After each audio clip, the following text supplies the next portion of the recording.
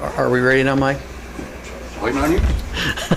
All right, it's 6:30. We'll call the meeting to order. Motion to adjourn. Not quite yet. You ready? What in the world did I do here? No. Well, that's not good.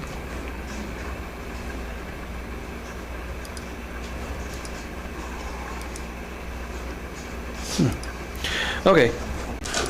Technical difficulties. All right, call the meeting to order. Do a roll call. Kaufman, Here. Hemphill, Here. Weirs, Here. DeVel's absent, Smith. Here. Is that all of us? Make sure you all have your microphones on. There we go. Okay. I'm too far. Pledge of Allegiance.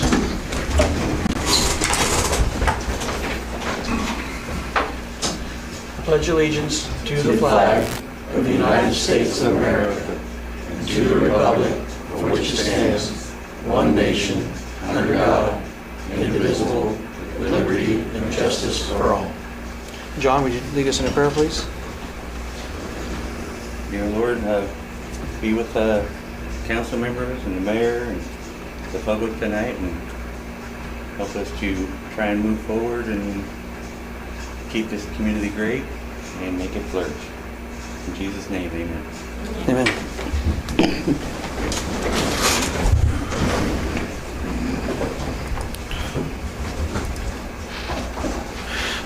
All right, we move on to the approval of minutes.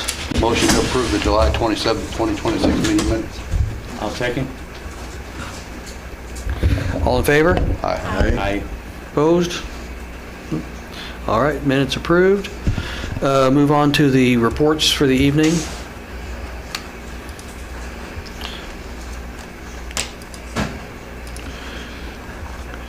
All right, so good evening. I want to begin tonight to briefly address the proposed TIA overlay district as it relates to data centers, battery energy storage systems, or BS. As many of you know, I released a video discussing this issue in detail over the past several weeks. I've heard from a tremendous number of people in our community. The response has been overwhelming, and I believe it is important that elected officials listen when the community speaks. Based on that response, I do not feel that the city should move forward with the TI overlay for data centers and/or the battery storage systems. I explained my position and my reasoning in considerably more detail in that video, which is available in full on my Facebook page and on YouTube. That announcement is about 15 minutes long, and I'm not going to repeat all that again tonight and make you all sit through it. So if you haven't watched it and you want to understand my position more completely, I encourage you to do so. But I also want to make something clear. Saying that I don't believe this particular proposal is the right direction does not make the underlying challenge go away. We still have to find additional sources of revenue for Lynn Valley. One of the responsibilities we have as a city is to look for ways to strengthen our financial position and lessen the tax burden placed on our citizens. That means continuing to look for responsible economic opportunities that fit Lynn Valley, that our community can support, and that provide meaningful financial benefit to the city. We cannot simply say no to one opportunity and stop looking. We have to keep asking what the right opportunities are for Lynn Valley, and that brings me to something else I think is important tonight: water. Yeah, I don't know how many of you know, but yesterday KCTV5 reported that Pleasanton had declared a water supply emergency following mechanical failures in their water system. The Pleasanton City Council imposed mandatory conservation measures because those failures reduce the system's ability to reliably deliver water. Residents have been prohibited from a number of non-essential outdoor usage while the emergency remains in effect. I bring that up not to criticize Pleasanton. Every community faces infrastructure challenges, and sometimes equipment fails despite everyone's best efforts. I bring it up because it illustrates why being proactive about infrastructure matters. Here in Lynn Valley, we made the decision to take on the significant project of addressing the city's water system and investing in its future. Those projects aren't glamorous. Infrastructure usually isn't. When everything works, most people don't think about the pumps, equipment, lines, and systems that make it possible to turn on a faucet and have water come out. But when those systems don't work, suddenly nothing is more important. Pleasanton's current situation is a reminder of what can happen when a water system loses the redundancy and reliability it needs. Their officials are now asking residents to conserve water while they work to resolve the mechanical problems. That is why I believe Lynn Valley needs to continue thinking ahead rather than waiting for an emergency to force our hand. Taking care of our water and wastewater infrastructure requires money. Providing public safety and basic municipal services require money. Preparing for tomorrow instead of simply reacting to today's problems requires money. And ultimately, all these conversations come back to the same question. How do we build a financially sustainable Lynn Valley without continually asking our residents and property owners to shoulder more of the burden? I don't believe there is one magic answer. I do believe we have to keep looking for responsible revenue opportunities. We have to listen to our citizens. We have to protect the character of our community. And at the same time, we have to make the investment necessary to provide reliable services and infrastructure for the people who live here today and those who will live here tomorrow. Sometimes leadership means moving forward with an idea. Sometimes it means recognizing when the community has told you an idea isn't the right fit. And sometimes it means making investments today that people may not fully appreciate until years from now, when those investments prevent a crisis. Those are decisions we continue working on together. Thank you. And that's all I've got for my report. Does anybody have any comments, questions, concerns? Can I Yes. respond to that? Yes. Mr. Mayor, I believe that this is all moving way too fast. I'd like to point out a couple of things. First of all, my wife forced me to get back on the council, so I have no agenda. Second of all, I hate technology with all of my heart. Anyone that knows me can tell you that. So I have no agenda there. But we need to be honest and open about what's going on with this whole possible data center, possible something. And the concerns I'm seeing out there are just not adding up to me. Because this is on the other side of the highway, which, by the grace of God, when they built 69, whoever was over there had them build that huge berm over there. So when I hear that the noise is a problem, there's literally a rock quarry over there where they are grinding rock, running heavy equipment, running trucks. We don't hear any of it because of that berm. So I just don't see the noise as being a problem. I don't see the light as being a problem because, first of all, they can, what do you call that when they black out or whatever? Dark sky lighting. Dark sky lighting. We've had that power plant over there forever and ever, shining as bright as the day is long. So that's not a legit reason to be against this. And as far as the doom and gloom of contamination, even if something happened over there, that is a completely different watershed than what we're on. If there was contamination, it would go to the Lacine Power Plant lake, not to our lake. And planning and zoning at the county has already okayed this deal. And as far as the commissioners actually doing research, the commissioners did no research. As a matter of fact, the person who tried to present it, they didn't even let him speak. That's not doing research. And if we do get to a point, the county has no economic development for this area up here. So whoever's being told that is being lied to. There is nothing that they're planning on up here, the county itself. But if the county decides they got 1 out of 3 votes, all they need is 2 out of 3 votes, and after their moratorium, if one more person flips, then the county takes full control of this. Do you think the county's going to look out for our dark skies, or our protections for our city? No. It's just going to be a complete money grab for them. And there's nothing wrong with being a money grab, but they don't care about our community. And I hear all over this community, we want a gas station, we want a grocery store. I've been researching this for years. And yes, I do very good research. I saved my parents when the hospital said that they were going to die. I saved them with Viagra. And I had done that research overseas because research here in this country was unreliable. So I am living proof that I do know how to research. I'm not a smart man, but I'm not naive also. But if you want, the risk to profit ratio is upside down because of where we're sitting. You're not going to get a gas station to come here. You're not going to get a grocery store to come here. But we could take money from this over here that's not even in our community And we could give the little guy incentives, not like Spring Hill when they just gave the world to the glass plant back in the day. Instead of giving these guys money, we make incentives to get a gas station, to get a grocery store. Because once you get that incentive to where they're planted here, it's a lot easier to maintain them here. And as far as, I can't guarantee it, but I'm pretty close on the research. As far as our roads inside of the POA, the city could take this money and possibly give grants to the POA because it's not giving them a business advantage. It's under the guise of safety. We want safe roads. So each year we could give them a grant to fix some more roads, fix some more roads, fix some more road. Immediately, if we were to do this, we would get money that we don't ask any more money from the county. The way the county gets the money to send to us is our property taxes. Everyone wants their property tax to go down. If we're not asking for a mill levy at all, that's got to go down. It's got to go down. And we could pay off our water, we have a 40-year water loan. We could pay it off in 6-7 years. The new sewage lagoons, we could pay that off. Once those are paid off, water rates go down. So everyone wants to talk about, you can't afford to live here. This is a way to afford to live here and leave something to our kids and our grandkids. Because just since I've been here for 8 years, it's dilapidated a lot in the valley. We have no source of revenue.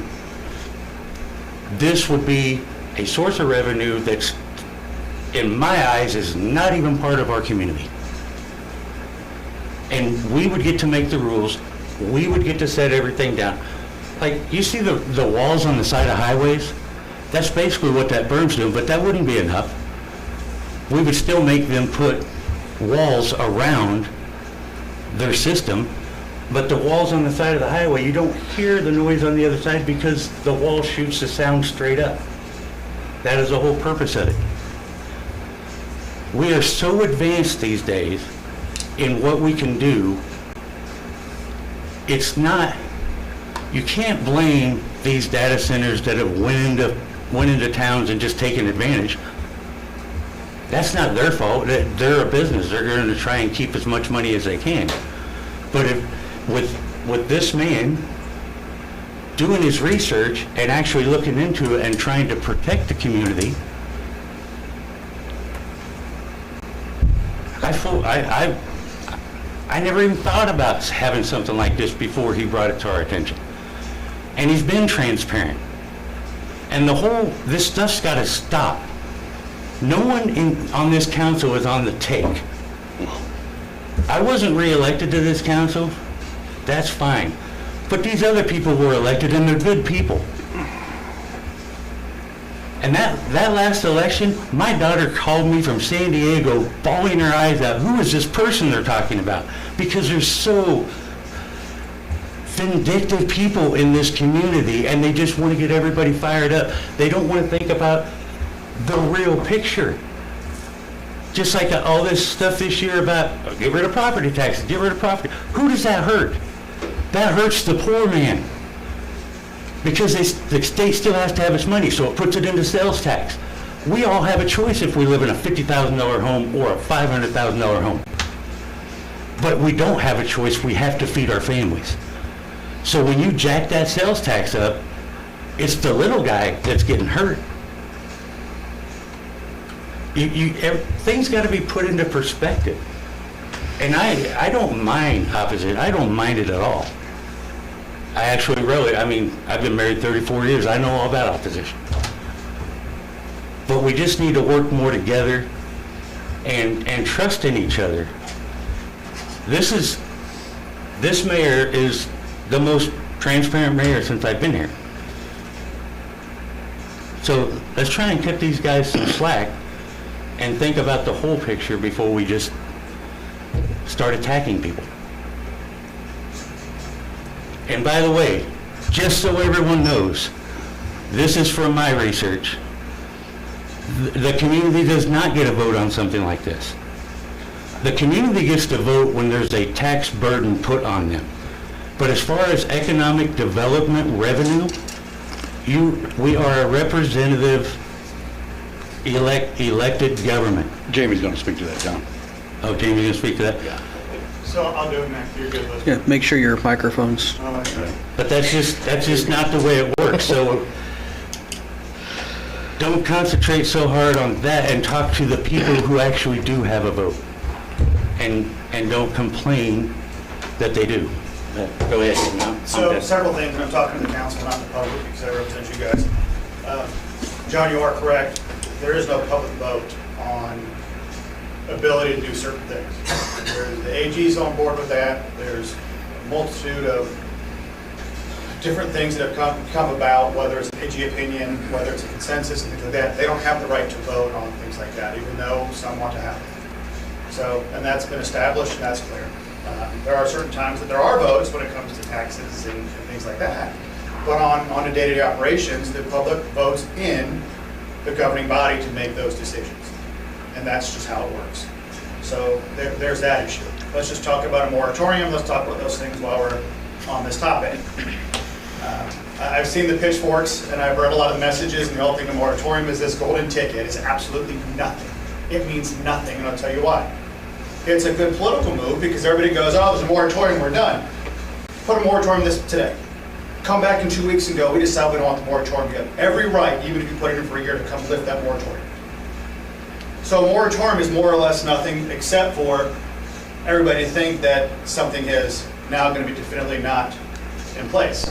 That's not the case. You have a right to come back and lift a moratorium at any time. If you say you don't want to work on something or do something, you have the right to go, we're going to pause on something and not do it, which has the exact same effect. The difference is, if you put a moratorium in place, you do have the potential of getting sued by usurping somebody's business opportunities. Same way with a ban, right? What's that? Same way with a ban. Correct. You can lift a ban at any time. Right now, there's a ban. You can't have the wheels out and things like that in the county. They don't allow it. They don't want the windmills. The reality is, you can go lift that at any time. The council can meet and lift it and move forward. There's that. And this is to the council, when I've talked to the mayor about it, the most troubling thing about all of this is when people are accusing not only the council, the mayor, but also employees that are committing crimes. I'm telling everybody here on this council, and I know I'm going to stir it up, and that's fine, go get an attorney and sue the person that did that. Anybody that's accusing you of a crime in public is tarnishing your name. And you have every right to go hire an attorney and sue them for that. And you should. Regular discord and disconnect of something you don't like, that's okay. And to have a real conversation about it. But when you start accusing the mayor of being on the tape, the POA president, anybody, you start making those accusations, it destroys the whole premise behind democracy. If it's true, those things get handled. It's been happened before in Linn County where that exact issue got handled. And the person went to federal prison. I want everybody, the council, the people in the public, it's okay not to agree on something. That's fine. But it's how you go about doing it that's the biggest problem. And I spent more time addressing and trying to deal with statements people are making alleging that crimes are occurring within this city is a joke. And that has been the biggest disconnect and frankly the biggest problem that I'm dealing up with people in the city, people in the government down in Mountain City and so forth, when this city should be the pinnacle of what it is in Linn County. But instead, all these accusations and all this stuff that's being said has made us a laughingstock, which is not okay either.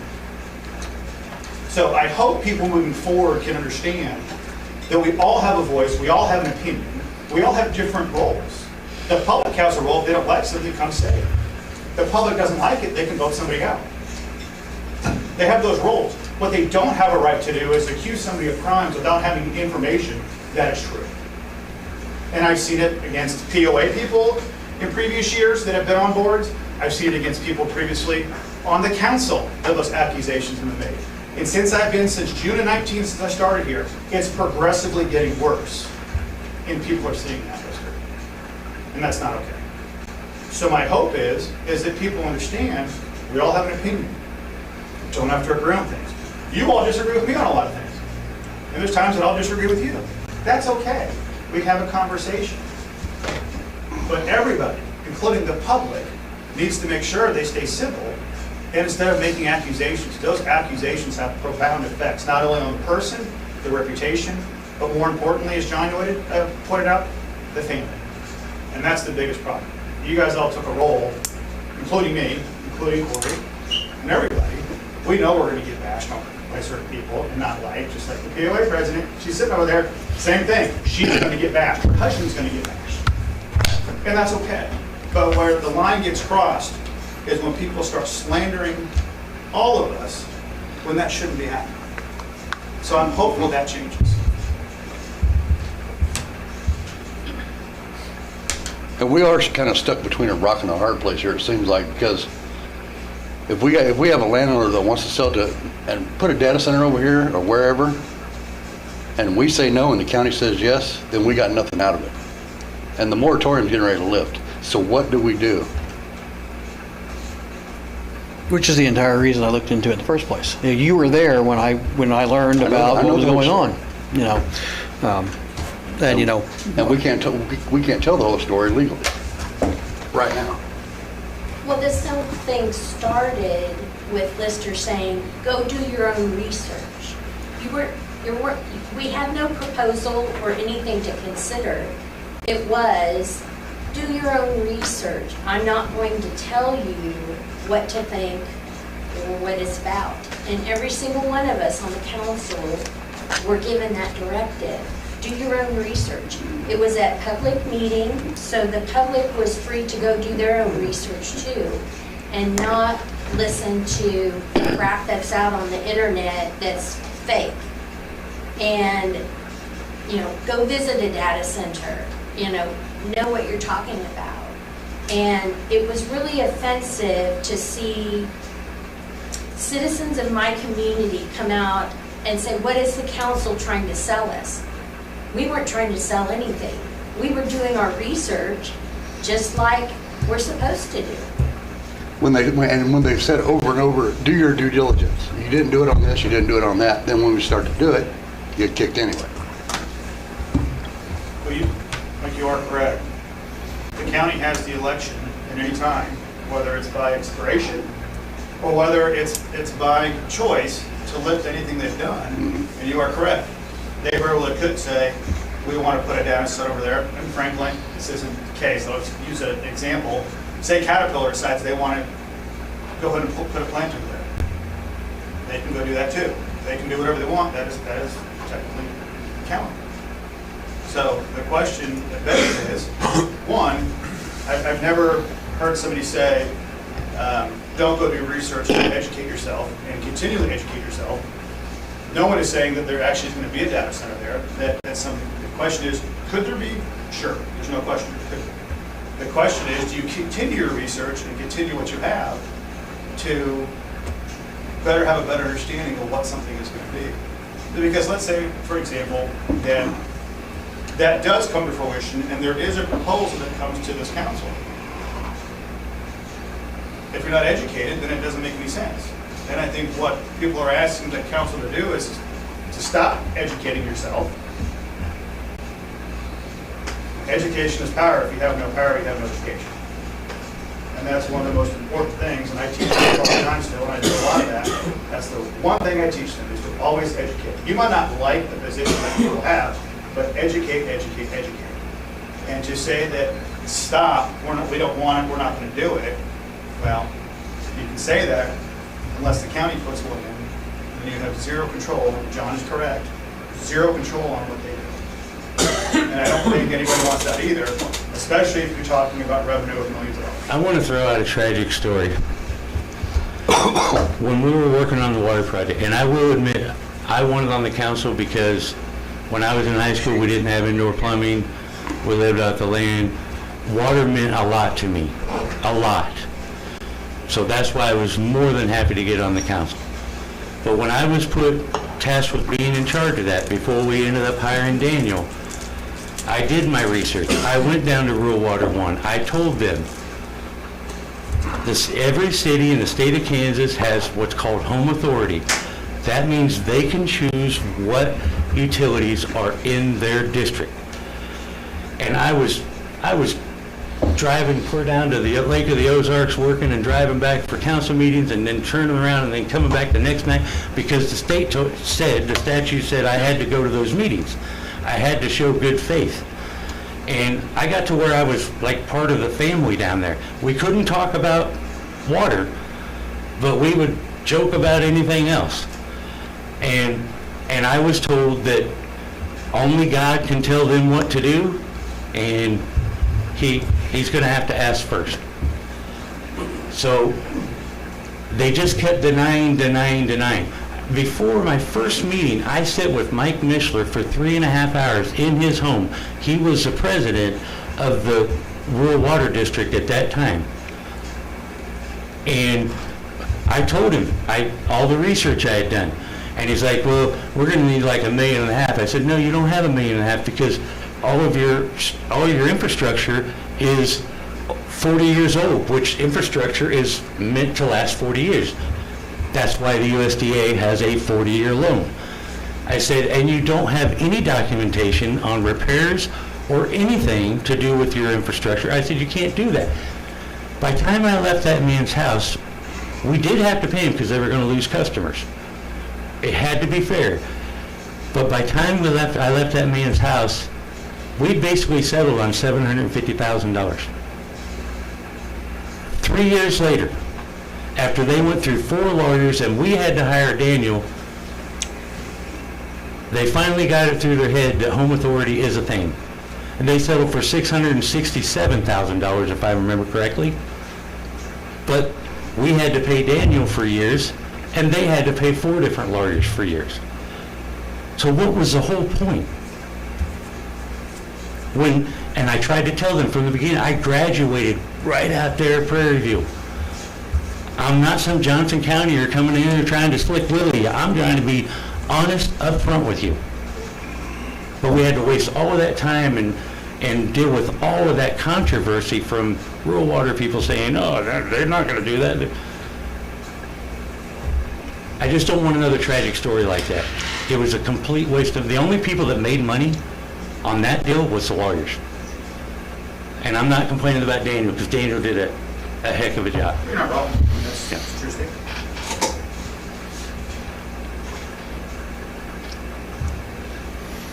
Does anybody else have anything to add?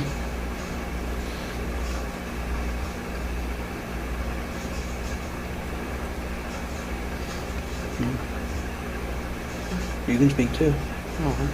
You sure? All right, then I guess that's my report and the council rebuttal, or whatever you want to call it. So, I mean, just to I put a little summary on that. There was no intention of doing any movement on this tonight with Richard being gone.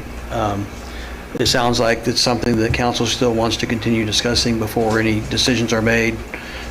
So we will keep that in mind. Well, I'd like to hear in public comment what they think about the situation where the county can build one, even if we say no. Mm-hmm. So what do we do? It's a good I mean, point. the only thing, the only recourse we It's would coming have. up. Yeah. I thought you were asking a question. Yeah, I thought you were asking us. Yeah, it's coming, public comment. There'll be public comment here in a little bit. So, yeah, all right.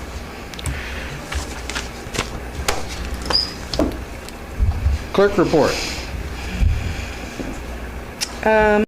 The vouchers this last month were $331,501.35. 330 or 130? 500 and what? 331. Oh, I got mine, Ryan said 131, so you're right, I'm wrong. Dyslexic tape. Apparently. Mindy, it was 331.5. 501.35. Just change my 1 to a 3. I'll make a motion that we accept vouchers at 331, 501.35. I'll second it. All in favor? Aye. Aye. Opposed? Then we have the pay app. Yes, I also need to spend $632,343.05. Pay up. Yep.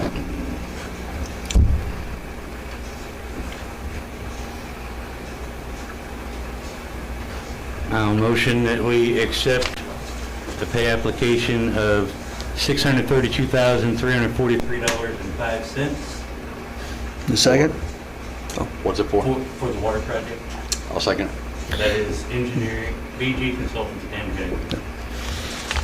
All in favor? Aye. Okay. Oops, sorry. Do you have anything else? Nope. Building inspector, can somebody pass Matt a microphone? I'm sure Corey and Jamie would be more than happy to get rid of it. Yeah, get it down. He's going to pass it back, don't we? There we go. Sure he will. I had 39 inspections last month, or over the last month, and 4 site visits for different citizens that requested some help, layouts of their property or things like that. That's it. Anybody got any questions for Matthew? How you doing on that silt fence ordinance? It's good that you're just reminding me about that, because I kind of forgot. Sorry, I forget too, buddy. All right. Thank you, Matt. Codes enforcement. Oh, that's, Okay. So during July 2026, I issued 11 code enforcement notices, 8 related to weeds, 2 related to multiple campers on a single property, and 1 related to exterior sanitation. I also issued 3 citations for weed and grass violations. As a result of these efforts, 4 properties were mowed and 1 camper was relocated. 4 cases from July docket remain pending before the court. I sent 11 items certified mail and spending a total of $106.48. Going forward, though, I am no longer sending them certified mail unless a special case, because most of those letters are coming back and they're not being received. And Jamie, you actually recommended that. It's not required to send by certified mail. If we have an address and it shows at the county, all we have to do is send it by regular mail. If they don't want to pick up their mail and it doesn't come back, at that juncture, it's enough for Sutton to issue a warrant for their arrest for failure to appear. Okay. So it doesn't make sense to keep wasting the money Right. on these certified Yeah. mail. We don't have to. Right, and most people, they know exactly what that letter is. They're not about to go up to the post office and get it, yeah, so. So I made 3 trips to the post office, 22 property inspections, 1 court appearance, and I updated 8 files. The other thing I want to say is, a few months ago I talked about noxious weeds, one being the thistle. Today I want to bring up another noxious weed, which is, go for it. Sericea? it's Lespedezia. We can't pronounce the first word. Something Lespedezia. Serosa Lespedezia. Sericea. Sericea, I'm going with council lady over there. So please, What does it look like? Well, it looks like a nice weed, actually. Looks kind of pretty, yeah. It's got little flowers. so if you could keep your yards mowed, if the county comes out and finds us in your yard, your fines could be a lot worse than what I can come up with. As far as the water meter process, I in total have mailed out 91 notices since June 18th concerning the water meter transition. We have issued 23 permits. 13 properties are currently connected to the water system, including 2 customers of Rural Water District Number 1 and the campground. I would like to remind the homeowners that you have 90 days to connect from the time you get that letter in the mail. I'd also like to remind everyone that the process is, once I get the meter information, I mail out a packet of information, and at that point, the meter permit can be picked up and can be completed within 90 days. I also want to update the council that I was able to upload the legal aspects book into the website and have it read to me through audio. So as another way for me to study while I do other things, and I do still plan on taking the test by the end of 2026. And that's for codes enforcement. Yes, that is for codes enforcement. I like your kicking butt. Anybody got any questions for Paige? I don't think that Paige or any of us realize how much the whole meters and all of that was gonna put on them. Right, yeah, She's doing a good job. She's got a lot going on. But I keep getting the question, what does the city do if they don't hook up in 90 days? Actually, so, later tonight, we were going to talk about the water ordinance, but with Richard not here tonight, we're kind of tabling that, and then Jamie and I are going to be meeting, talking about it a little bit more, but that's one of the open questions in there is, we said we have 90 days, but we didn't spell out what happens at the end of 90 days, so we've got to lock that in. We've got to get that ordinance passed at the next council meeting, because we don't at the next one. Not that you can't pass it without me, but I likely won't be here for the first one in September. Or what if they just don't hook up at all? I'm just saying. Right, yeah, there's stuff in there. I mean, I don't know if you looked in the packet, I gave you guys like 17 documents or something. That's 4 of them are actual council documents that we need to approve, and the rest of them are all supporting documentation around, like a customer handbook and decisions we had to make, and just the whole thing of it. So there's a lot of information there. So there's like 3 or 4 open questions that we really need to get an answer on. Police report, Corey. You guys have that, unless you want me to read it out to you if you have any questions.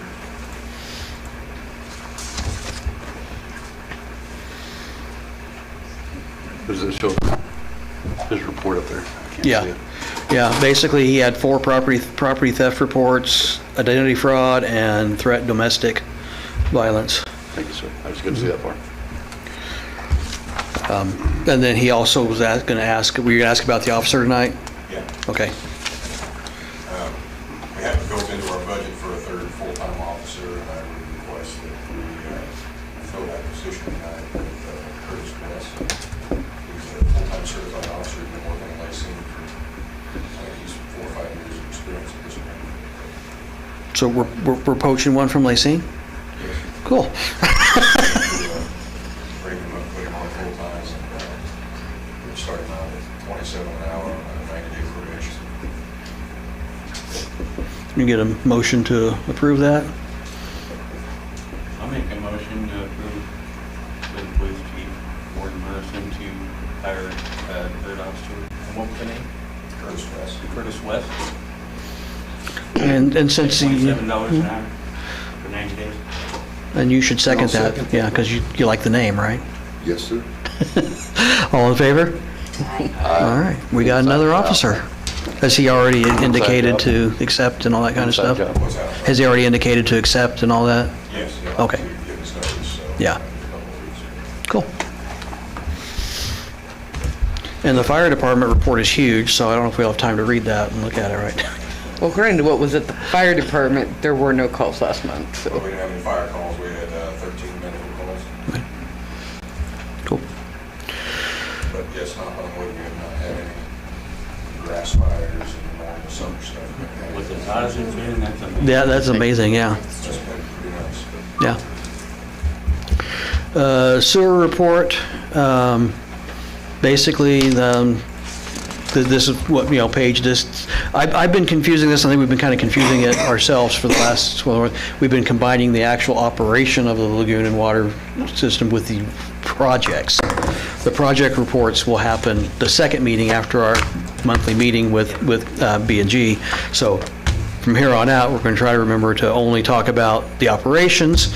So in July, they checked the lift stations, they changed out 4 grinder pumps, did 20 utility locates, and sent us an invoice for almost $5,600. So if you have any questions on that, I don't have any answers. Mindy might, I don't know.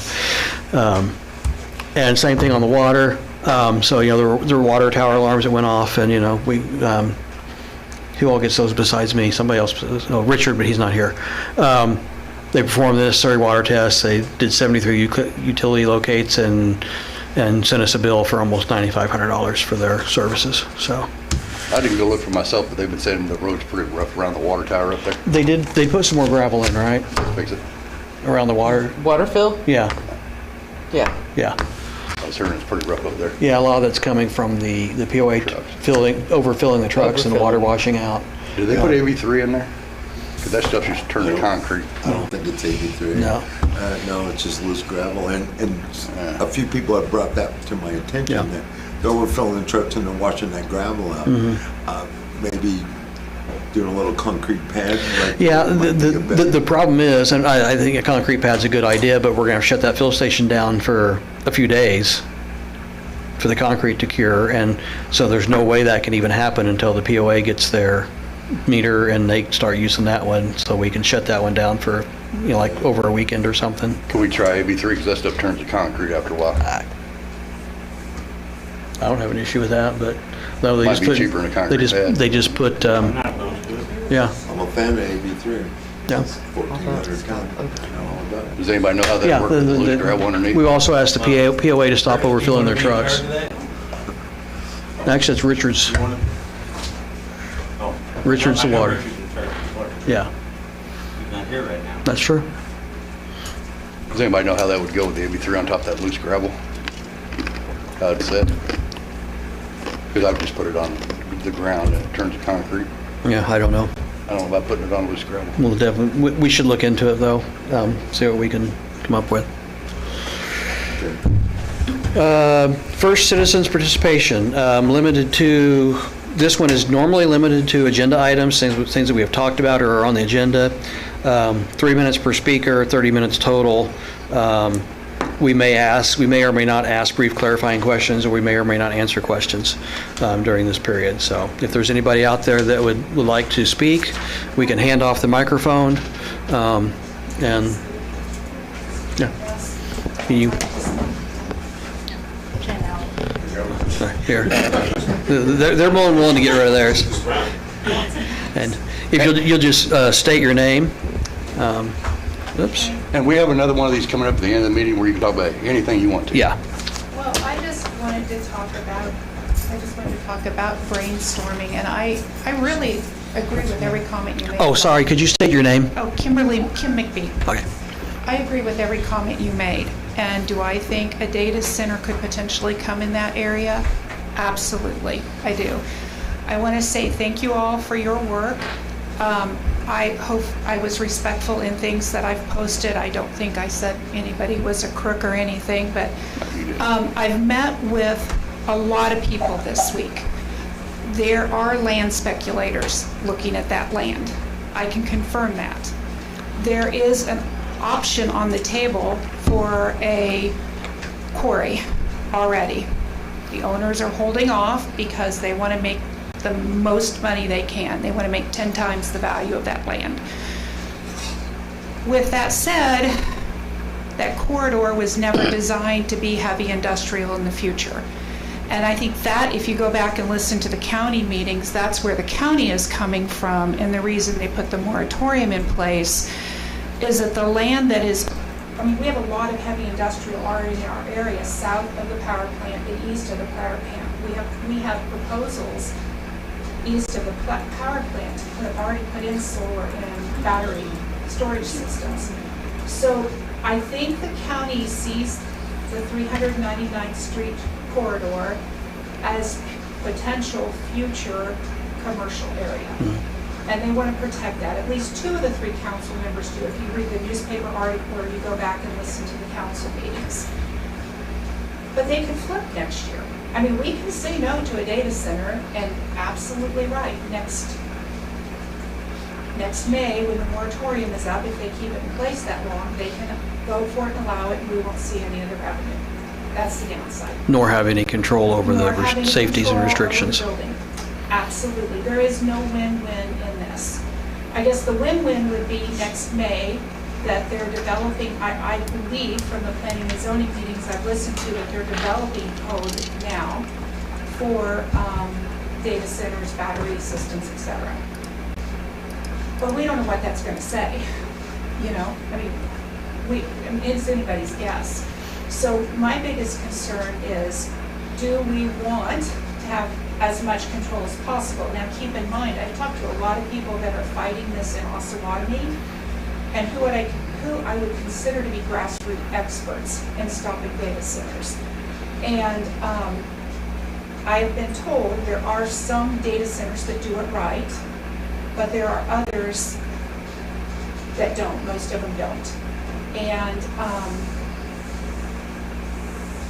you know, you don't know who's going to end up in there because it's a land speculator that's looking at that land to power it up. And then several, even potentially several companies down the road will find out who's going into that land. And they notoriously will come into land and they'll say, okay, we agree to bury diesel tanks. And then all of a sudden they'll come back and say, oh, no, too much rock, we can't do that, we want a special use permit not to bury the tanks. And by then they've invested enough that then they threaten the city with lawsuits. I mean, there's a formula, a table on how this works. So I don't know. I don't have an answer for you. I don't know how to make it work for everyone. I don't know that the county wants a data center there. Maybe they will. But if they don't, and we annex land or overlay, annex land in, does that open us up for a lawsuit from the county? I've read that potentially it could. I don't know. So I don't have an answer for any of you other than I think people like the valley the way the valley is. But truthfully, in 5 years, with the correct berms, will we know a data center's even there? I don't know. You drive under 2400 Street now, and you can't tell they're quarrying over there. Mm-hmm. And they are. So I wish you guys the best of luck. I mean, I will continue to research. I'm going to continue to listen to every county council meeting and planning and zoning meeting. And I'm going to continue to report on the Facebook page, the citizens page, in a respectful manner, giving what I've learned, but I don't have an answer on how to protect our valley. I have been told by people involved in this that there is a lot of money. It's like monopoly money. You want roads all paved in a POA, they will write you a check. That's what I've been told. Mm-hmm. So, I do have a question for you. In Osawatomie right now, the people do have a voice. You said the people don't have a voice. But they have petitioned to change code there, where it's not that they're not allowing data centers because that code can be easily challenged, but they've provided a petition for language such that it wouldn't be attractable to a data center, like 10 megawatt at the max. And they have actually written a petition, had enough signatures signed it, and have filed it with the county now, last Friday. So they are being successful in using people police power to force code change. Several things. One, I never said that people didn't have a voice. I said that, I never said that. Okay, Or would I well, ever I'm say sorry, that. that's how I You do have a interpreted voice it. to say what you want, and that's what I'm trying to articulate is, you elect people to make a decision, and you elected these people to make those decisions. There are certain things that you can do, vote them out and not, but as far as decisions like this, that's left up to the county. I can't advise you on other things that you could potentially do to do different things, but I would definitely think you should explore it. And one of the things you had said, I have every post that people have written, and just so everybody hears it, there's not one thing you've ever said that's been disrespectful at all, actually. Thank So you. I try to be truthful. I mean, I that try- wasn't directed towards you by any means. Okay. That was a general statement, so everybody hears it, and unfortunately. I would agree with that, too.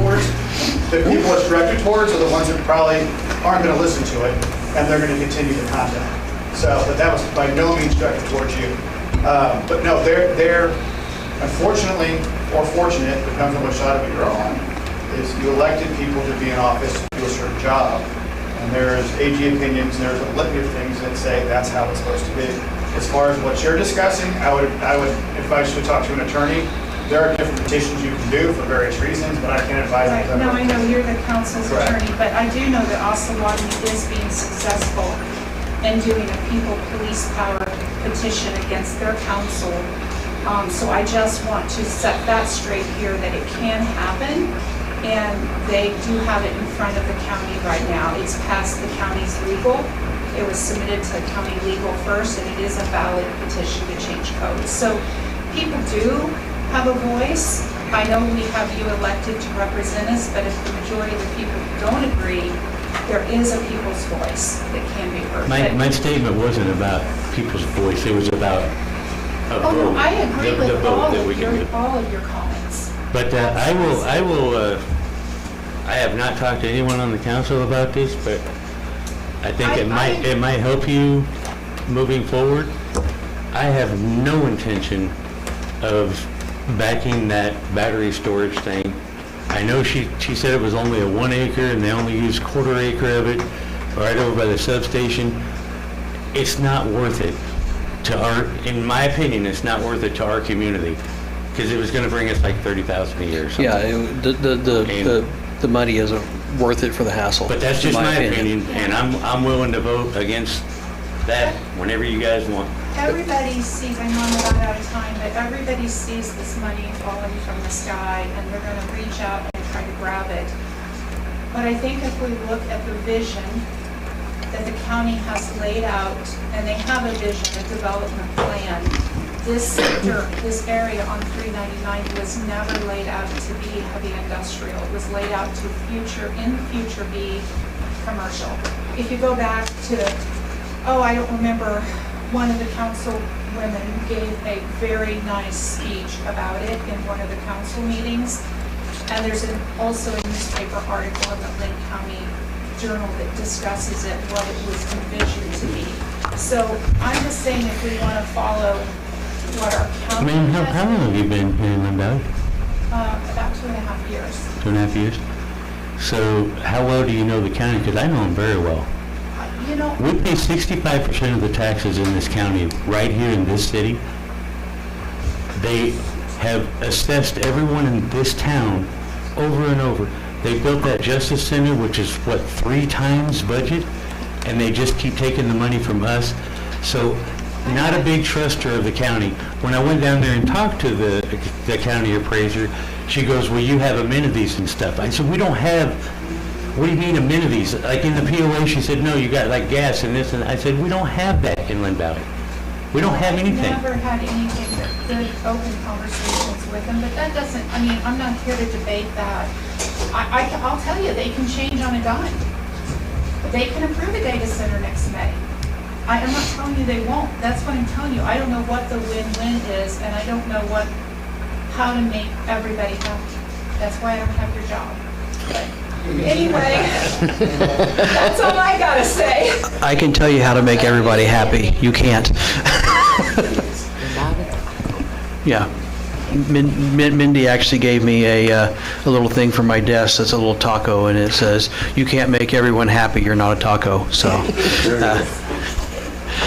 yes, sir. Please state your name. Leroy Kimlaw, and I just wanted to find out if you could just briefly outline what is the process of extending the city limits to include that land, and what are the pitfalls or downfalls, financial or whatever, if we did extend to include that land. Do you want to take that, or do you want me to stab at it? So that's easy. And all it is, if there's an agreement annexation, then essentially what happens is there's an agreement between the parties, and then that land becomes annexed into the city, and then it becomes essentially a part of the city. It doesn't cost anything? If there's an agreement to annex to the no. It's Agreement with who? the landowner. Yeah, if the landowner petitioned us to, now, if we wanted, my understanding, we could force annexation, but that's a whole legal thing, and that's expensive, and, yeah, that would not be, Yeah, that's Yeah, we wouldn't- Maine, where that's a whole different ballgame, where you're taking someone's land and then watching it. yeah. Versus, 99% of the time that's how it works. Or there's a process of annexation where people want to come into the city, they can elect to do that, and if the city wants to annex them in, that is permissible. Yeah, anybody that touches the city can petition to be annexed in. And there are island annexations, which, like say they wanted to annex in the gun shop down there. But those are a little bit more complicated. The county has a say in those versus contiguous, which they don't. And that even spans county lines as well. because we border Miami County, so if anybody that touches us in Miami County wants to annex in, all they have to do is petition us. And Keep in mind, you talk about cost, it depends on what you're annexing in, because if you're annexing in, it's not here, but I know that's happening in other places. Up north, let's say you're annexing in a certain area, and they've got bad infrastructure. Once you annex it to the city's then responsible for that infrastructure. So, the goal is, in theory is if you can annex land or annex something where you're having minimal issues with infrastructure, then it's a good deal. If you're annexing something in where their water system's dilapidated or their roads are dilapidated, all those things, well, then you do have costs. Right? But if your question is, do you pay the landowner's money to be able to get their, to be annexed in, the answer is no. But they would likely do that conditional upon those being heavy industrial in this case. Agree with what? That landowner would probably only agree to annexation conditional upon being us agreeing to rezone that to heavy industrial. I can't speak for him, but I there, can't speak for anybody else, but I can also tell you that I don't think you can annex land on a condition precedent. right. Either you annex in or you don't annex in. And, you know, land can be more valuable if it's inside a city, just because it's inside a city and the pieces of that. So there's reasons people want to annex in besides zoning reasons. Correct. So, and frankly, I've never seen someone try it before, going, I want to annex in if you allow me to do this. The city cannot guarantee a course of action is going to occur on something. Because you can't go, I'll agree, okay, somebody wants to put a grocery store, say, that way. Okay, we'll just go south. And they go, I want to put a grocery store in. Agree to let us put a grocery store and then we'll let you annex in. Well, if the city can't agree to put a grocery store there without owning it, this council cannot go, we'll let you put a grocery store there. How can they take that action if the city doesn't have control over it? That opens a can of worms that I don't want to frankly deal with.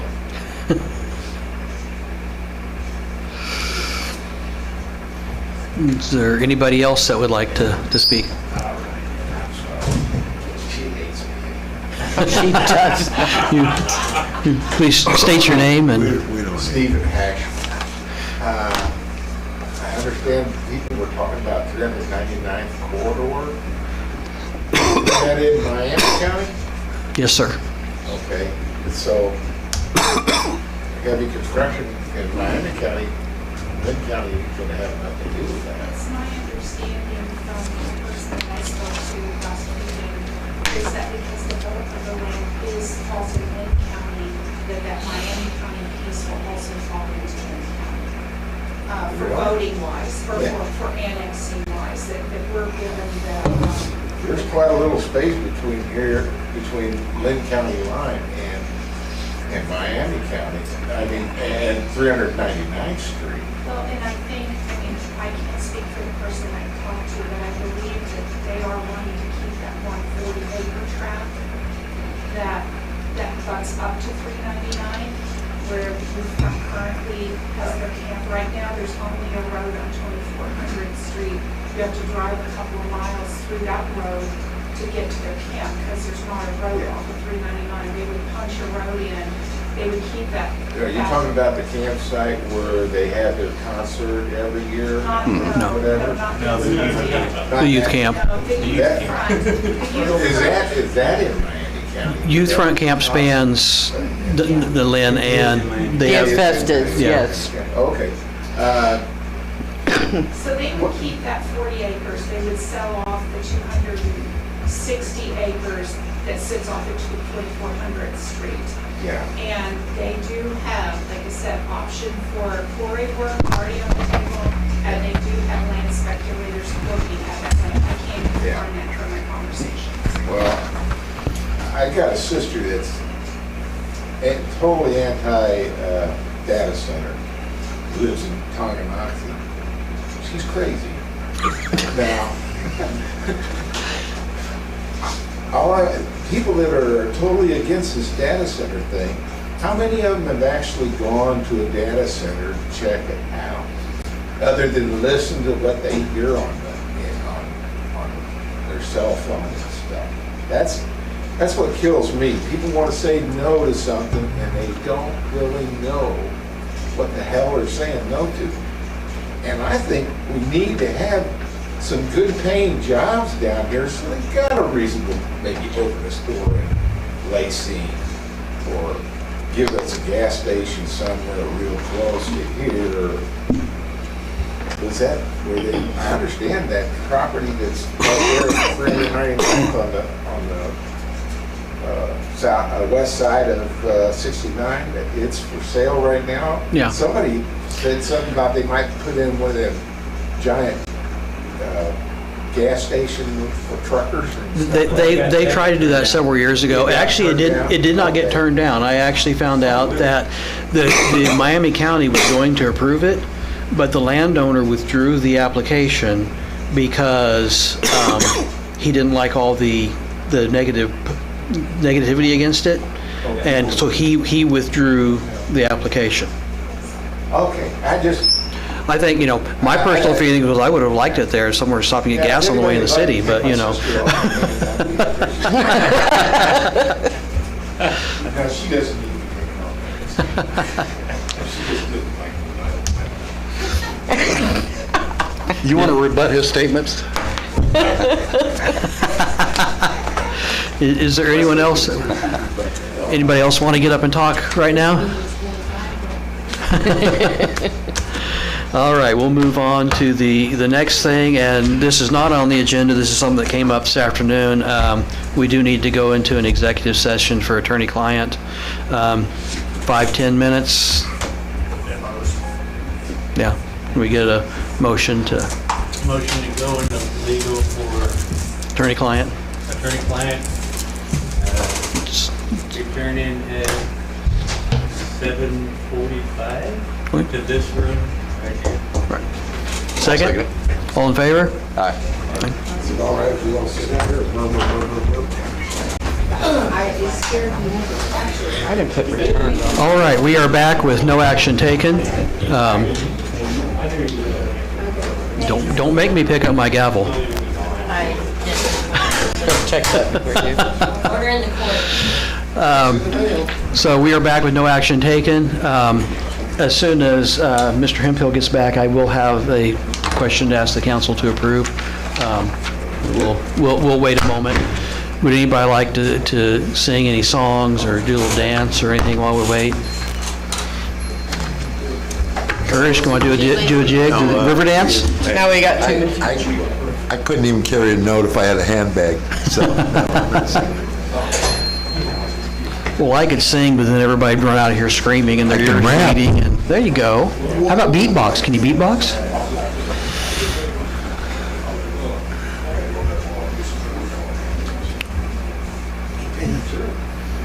Is Mike coming back or?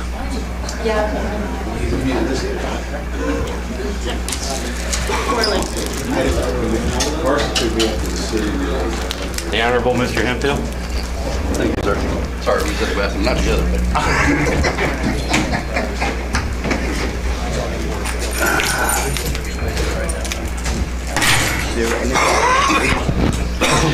Okay, so a few months ago, I talked about forming a board of zoning appeals board, or whatever you call it. We, at that time, elected not to do anything. We are now in a situation where we need to do that. So I don't have any formal ordinance prepared or not, but we did used to have one, so I think we can probably recycle an ordinance, reactivate it, but I will ask council at least for a... We don't need an ordinance to get it. Right, to so, give you yeah. permission to put it Yeah, together. so, yeah, basically just ask for permission to go ahead and create a board of zoning appeals, 3 to 5 member board. So I'll take a motion for, if everyone wants a motion to create that board. I'll make a motion to allow the mayor to put together a board of appeals. Or Zoning. For zoning. Anybody second? I'll second. All in favor? Aye. Okay. That means we're gonna need volunteers from the public. Yes, I will be. There's a few things I'm going to ask you guys to create tonight, committees, et cetera. So when that's all done, I will send out some call for volunteers. Old business. So we'll move into, we got a few things on old business to talk about, starting with the ordinance 278 for the public water connection. I did allude to this a little earlier. We're going to table that again until next meeting. Jamie's been looking over the changes I made, and we're going to consult with another attorney on that in the next week or so that we can get that hammered out for to vote on for the next council meeting in a couple weeks. So, anything else to add to that? No. No, and it's Dan who we're consulting with, so. So you probably know, Dan Buller is probably one of the premier guys that deals with water rights in the state of Kansas. And we're lucky enough not to have a conflict. So as John alluded to previously, Dan was brought in along with several firms to deal with World War I. And we all did that together to handle that. So Dan has a full knows everything about this project, everything that's going on in detail. So we're going to provide this as well, and the three of us make sure it's all correct and then present it that way. The next one, Matthew, have you done any more on the tiny homes? Yeah. Cool.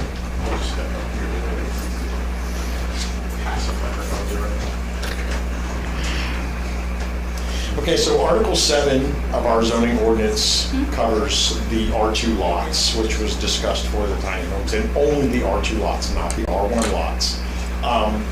It's actually pretty easy to but change what's on here. In Section J, in the miscellaneous restrictions, that's where it said the minimum square footage for any home would be 600 square feet. All council would be doing would be changing that to, I don't have a legalese, that's that guy's job. To say that you would be allowing a residence from 200 square feet to 599 square feet following the 2018 IRC code Appendix Q. That is the appendix in the 2018 code that covers the different areas of construction that tiny homes have to deal with, like some of the loft spaces, and it has some different side requirements and some different egress requirements. It's actually not that much at all. And then also to add in that any home over 600 square feet would just follow all the regular 2018 adopted codes. The only other section I saw in here is in Section 2 of that. It talks about the septic tank, and it said the septic tank is to be located in an area no more than 25 feet that is readily accessible to sewage trucks. I don't know where that came from. That makes no sense to me on how you could read that. We should probably change that to what the normal setbacks would be for septic tanks, which is, 10 feet off the property line, 15 feet off the front property line if there's no water line on that side, and if there's a water line on that side of the street, it would have to be 25 feet back on the property line. Matt, the reason they have that is because the sewer trucks cannot get back into some spaces. It's got to be within 20 feet so their hose can reach it. Correct. So in the same sense, anytime I get a permit that comes in with the sewer tank, I always tell people, you can put that in your backyard if you'd like, but you need to have a 10-foot wide driveway that goes all the way to it, or the POA cannot enter that sewer tank for you.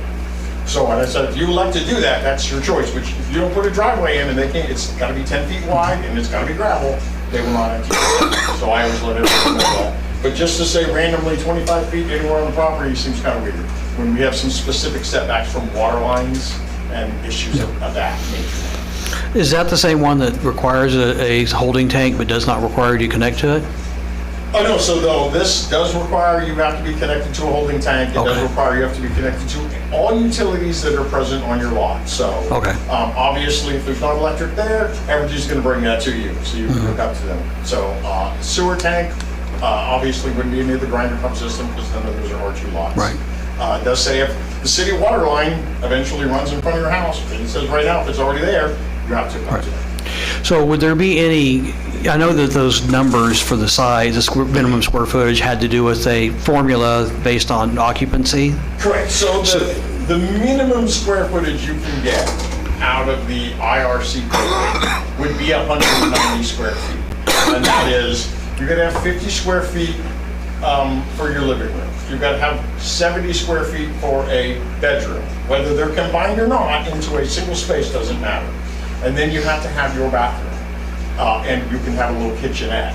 But that minimum square footage would be 190 square feet. I went with 200 square feet because they sell 10 by 12 shed, or, 10 by 20 sheds, and I was like, that's just easier to be at 200. Council has a full right for it. We think the minimum should be 300. In the code book, it actually says smaller than 400 square feet is considered a tiny home, but I don't want to exclude a 400 to 590 square foot section, out of there, so we can just adjust and put our own sizes for square footage in what would be considered the term of tiny home. You would also have to adopt, we should probably adopt the definition of tiny home, listing what that is. That is the term that is used all the time. What about somebody that builds a 200 square foot square home and tries to put 10 people living in it? So no, you would have an occupancy load. Those occupancy loads are already set by the IRC. If somebody builds a 200 square foot home, that is for 2 people. So by code, that's, obviously for 2 people. That's a very hard code to enforce, but I don't think you're going to find a whole lot of people like, I'm going to move my family of 10 into this 200 square foot section unless they're in a real desperate situation. Yeah, I heard some people ask questions about that, concerns, so. Completely, and obviously, this will need to go to your planning and zoning committee to be seen, and then they come back to you and you do whatever you want. But those are the only real issues that I saw in the ordinance that were from there, was just making sure you add in, the appendix for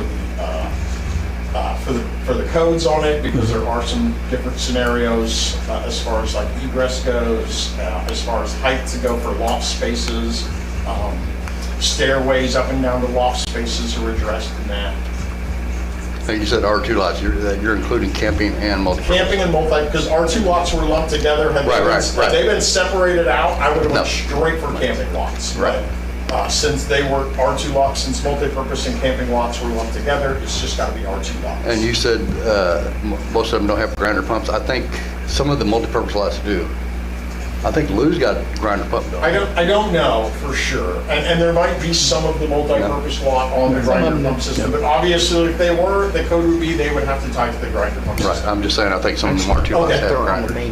If they were, they would have to tie into the grinder pump system. But if they are on a lot that doesn't. They are, because right across the street from me, those are all camping. But if they were down the main road, those are the ones that are hooked up. I don't think they went too far off. But if they're on a lot that doesn't have electric. So if you build if you pull a residential permit, I have already spoken to Evergy about this. Evergy does not care what size your residential permit is. If you pull a residential permit and there's going to be a full-time residence, they're bringing you the power. Yep. They'll 100% bring you power. They'll put in 15 poles and put you a transformer. And That would really. Going down my street right now. That would really help the people that want to live in something small and on a camping lot, be able to get electricity without paying 40 grand. The big reason, I know you weren't here when I first proposed this, the big reason I did propose this on camping lots specifically, by code, you can only build 30% of your lot. 30% of a camping lot is 1,200 square feet. So if you build a 600 square foot house, which is the smallest you can build, you're barely getting a garage in there if you want it. And if you wanted a garage and a shed, it's not happening, because that shed is considered, if you want some decks, if you build a 1,200 square foot house and you came in, you're like, I want to put a 10 by 20 deck on the back, you can't do it. Because that's considered a structure, and that's considered part of your building lots. Unless it's a floating deck. No, that's still a structure and still part of your. It's not a permanent part of the building. Still considered a structure by code. You could put a concrete patio in, because concrete's not considered a structure by code. And if we could get the POA to go under 600 square feet, think about them areas that are like back in that back corner, all them streets that ain't got power and none of the people got power down there. You get one person bringing build a tiny home there. You have to bring power down all that area. And haven't built it all the way down the end of the road. How many people do we want populating permanent residents in here under 200 square foot? There's a lot of people in campers that are under We got 200 people square on foot. 50 square feet in campers. So I will tell you, because I know you weren't here on my original proposal on this, the main reason, there's two main reasons I proposed this. We have a lot of people living in campers that are right around those square footage size. If a bad storm ever came through here, would you rather be in a camper or a house? Well, that's true. And then the other part is, I live in a camper. It's definitely not a Four Seasons camper, but I live off solar power, so it doesn't cost me anything. I'm not paying for the electricity to heat and cool it. which is great, but I run an air conditioner all day long. I run 2 small air conditioners equaling 12K BTU, which is basically for a 600 square foot home, to heat a 200 square foot camper, or to cool it, because it loses the cooling so fast because of the insulation. So allowing someone to live in that structure puts them in a better home, makes their life better, makes their bills cheaper. And we all know there are people who are living in sheds right now that have a camper parked right next to their shed. That shed's not a viable living space. You get no property taxes off of it, besides what a shed comes up to. But if it was a residence, Yeah, I mean, if you look at it from just the revenue side, the city's going to make more property taxes off a tiny home than they are a camper. so that is the changes. And it's going to save the people living there money on the utility bills, like you just said. Yeah, I think this was part of it. They wanted to get some people out of campers who could afford to, build a little tiny home. I know several people that had the option to put a tiny home in instead of living in their camper, they I would. get at least 2 or 3 calls a month asking, does Lynn Valley allow tiny houses? And I got the minimum 600 square feet. And that doesn't, your only other option beyond that is to live in a camper. I mean, every tiny home would have to have a full foundation under it, meaning the same size house. If you build a 500,000 square foot house, it's going to have the same size. You're going to have a bigger foundation under it. But whatever single family house you have, that the size, your foundation doesn't get wider or thicker into the ground if it's a single story home. It's all the same. So it's going to have a real foundation under it. They'll get a certificate of occupancy. You could put homeowners insurance on it. There's a lot of people out here living in campers that can't have homeowners insurance because their campers are not considered a full-time livable camper. Matt, have you looked at the conflict with the POA? Because there's 600 square feet. I do, yes, I have. I looked at it. I mean, I figured I got to start at them first or you first, and I work here, so I was like, I'm going to start here first. And then let them go with what's next. I have talked to some of the POA board about it. If they want to do it, they'll have to change their comment. And also there's land that's not. And your other option would be to, as a council, you could be like, we're not going to worry about what's inside the gates. We're going to leave it right alone. We're going to create a new zoning code, R3, and you have property outside the gates also. So that is another option that if council didn't want to deal with the POA issue of it, and didn't want to have to deal with that issue, they could just be like, we're going to create an R3 code outside the gate, and that will be coded full-time. And then any developed property could still be R1, R2, or now R3 outside the gates. Well, I'll ask the board about it on their Saturday meeting, see what they think about it. It's not going to happen. I am 100% for it, for all the reasons he gave. It's just, the board's already been threatening to sue to allow a tiny home to come in to Lynn Valley Lakes because of the covenants. So we've already been threatened with a lawsuit on that. But you've got a committee to change those covenants, right? We are working on covenants change, but it's going to be Right. requirements of what we need to have for voting. Well, I also know there is some interest in tiny home communities outside the gate that still could be part of the city. Well, you think something like this might give you guys some leverage? That the city adopts this to get it changed?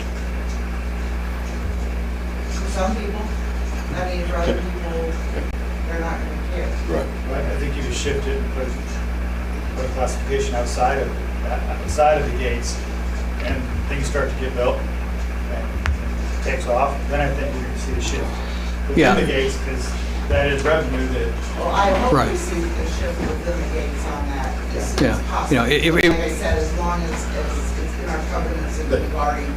The only issue with doing that, and it's not a big issue, but the only issue with doing if you created an R3 code, and then whatever timeline the POA changed theirs, you would have to go back in and be like, okay, now we're going to have to go back through and change whatever one is. Right. Or just get rid of, change the R2s to R3, yeah. R3s, Yeah. or you have to do some rezoning. If somebody built a tiny home community across the street from the POA, and people saw how nice they were and how nice it was and everything, it may probably people that says, we don't want them in here, and they see them, say, oh, well, okay, these are nice, and we do want them, and it could change the Right. votes on the, It's either on way, the, that is the changes that would be made to the zoning ordinance. It's not that hard, it's not that bad. I actually went to a veterans community up in Kansas City. That's like 30 or 40 of those. I helped build. Did you really? Yes, I did. I Those are helped 200 build square those. feet, right? Those are 200 square feet. Yep. right? yeah, I know several years ago there was interest in doing that out here. There was a guy that wanted to do Maybe it. somebody would put it up on the Overy Road and call it Munchkin Land. I had like 50 of those. So are we ready, is this ready to go to P and Z then? Oh, for sure. Okay. Do we need an official motion to send something to P and Z, or you send me what you got and I'll send it to them? Okay. Cool. I'll type the corrections. And so you can read them better. they'll ask the question, can they use a consultant for this? So I'm going to ask council if you would approve consulting on this or not. No. I would not They can do recommend. their own work. Yeah. I don't think we need an official vote on it. I see all the head nods, so.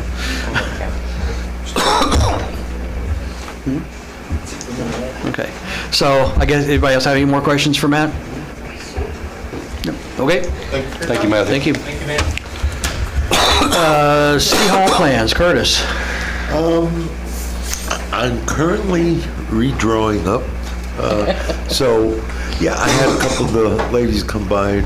We discussed things, things that would help them office-wise, and yeah, I'm trying to figure out. Ooh, there you go. I do, this is the first time I've shared this publicly for anybody looking. This is a rendering I did of when I was having a conversation with our financial guy about stuff. We were talking about old downtowns and stuff. And I said I always like those to have, but they, we don't have one. So he had this idea of, Lynn Valley, the newest old town in Kansas. So I took that and did a little rendering here on what something like that could look like, with City Hall anchoring it.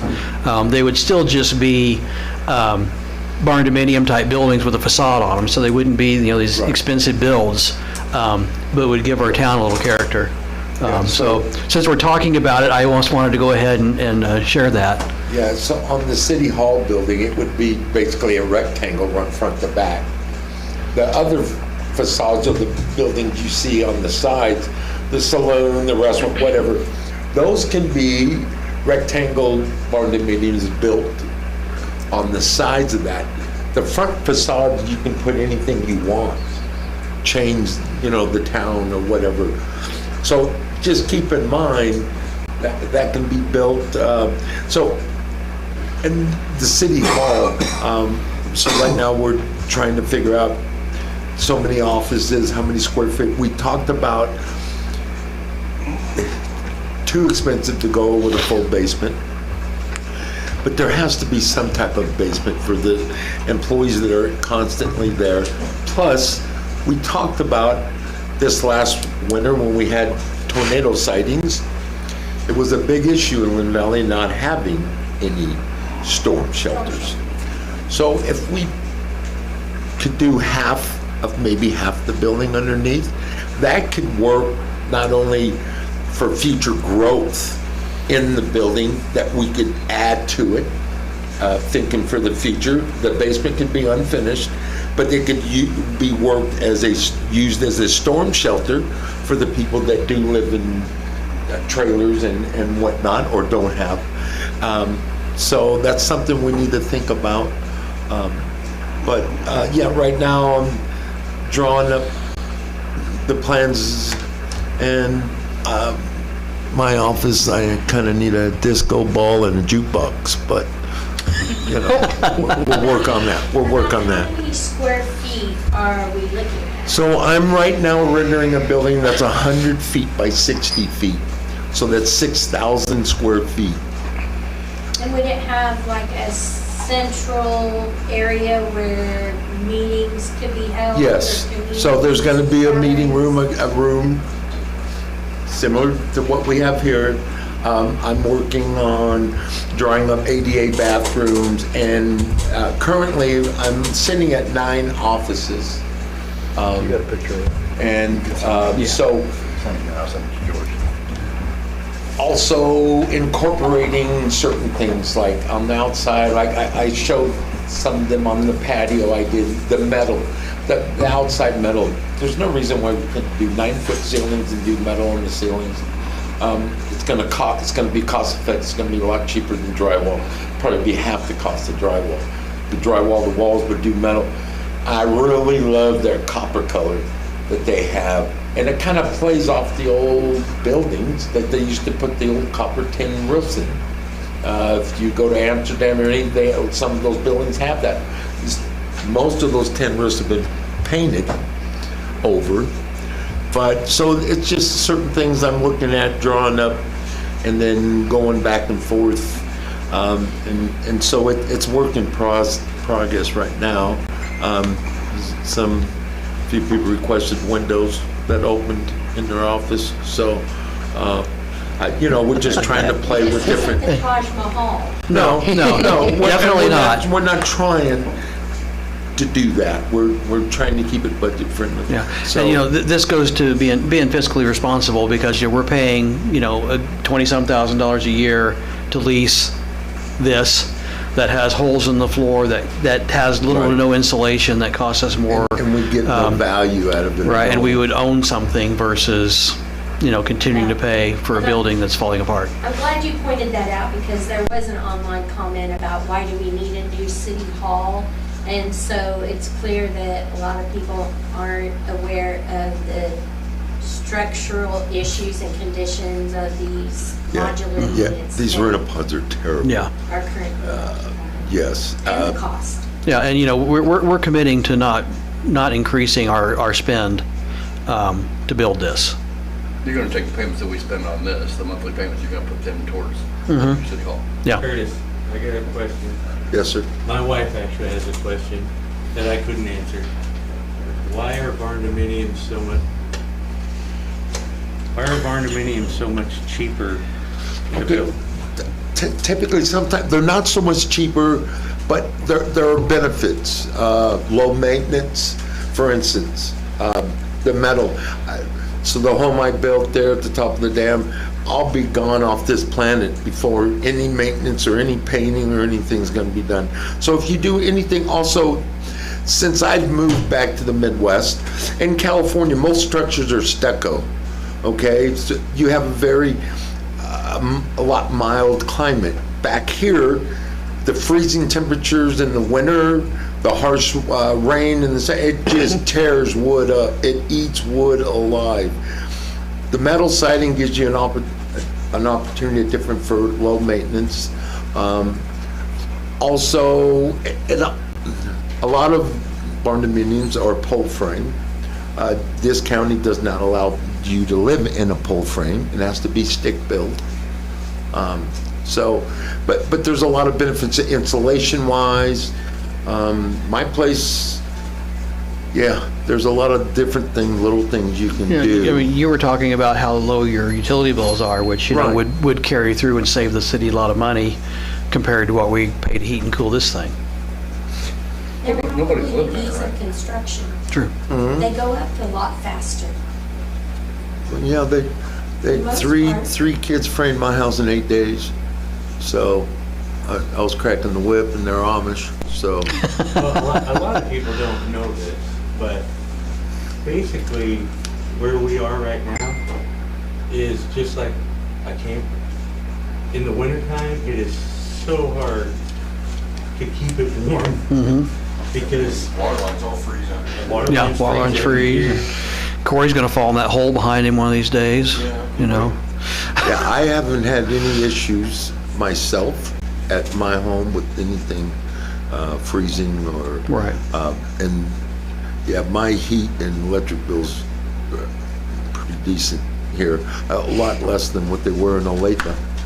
Did you do a spray foam insulation? No, I actually went bat insulation in my home, but I spray foamed all my exterior penetrations.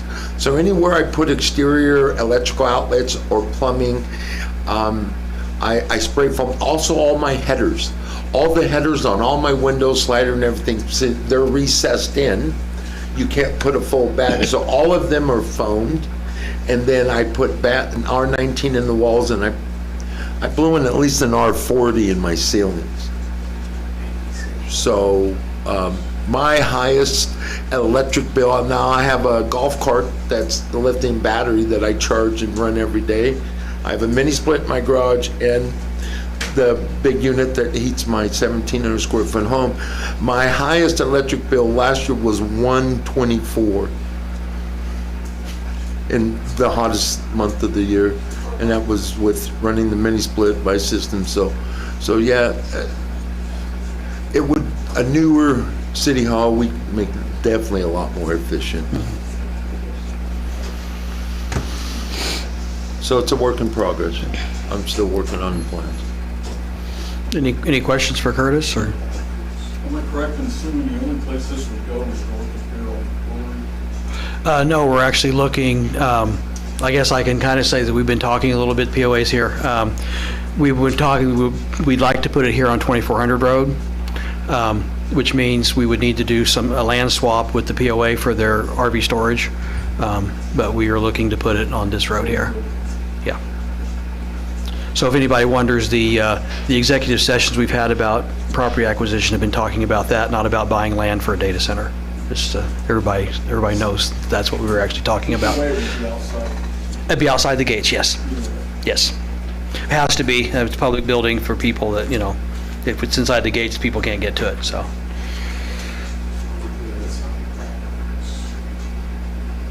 You said it'd be like 6,000 square feet. What's the current square footage of all the buildings here?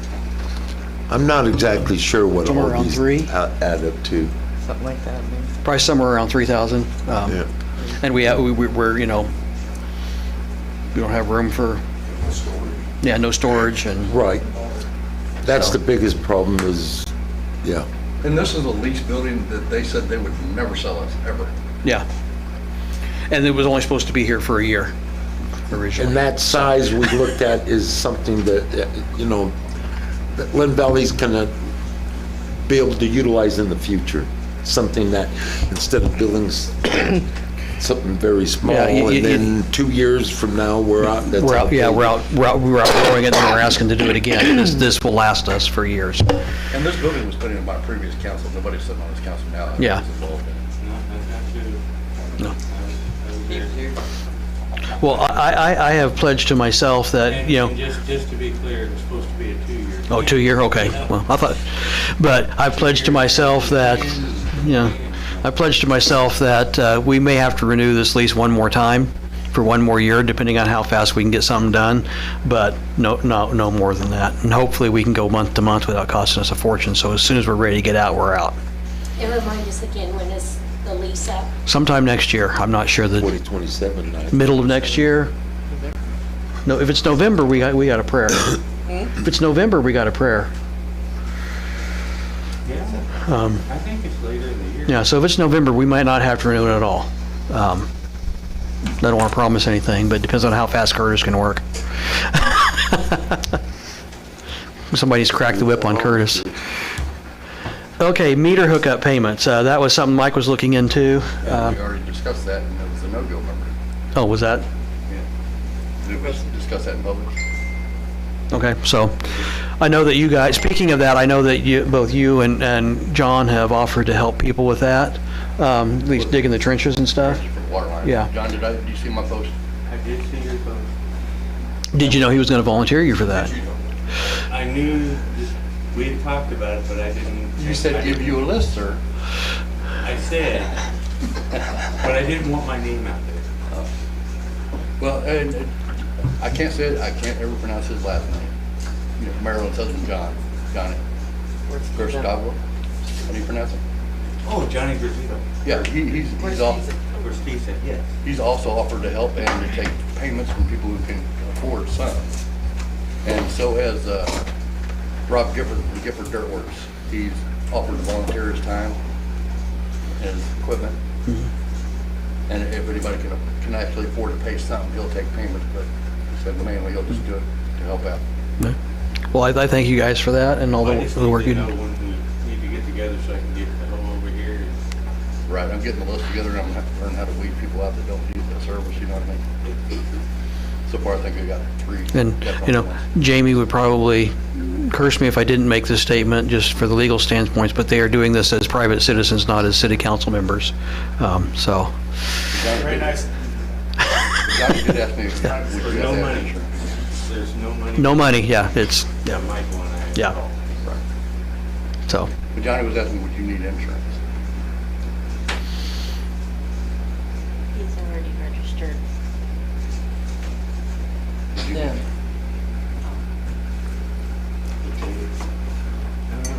What? How's about that? I just have a signed release at my company. yeah. Well, I won't be digging. Should you bury me in that hole I tried to dig? Planning and zoning consultants, Shannon, have you got any update for us on that? I'll tell you what, I'm getting more people responding now.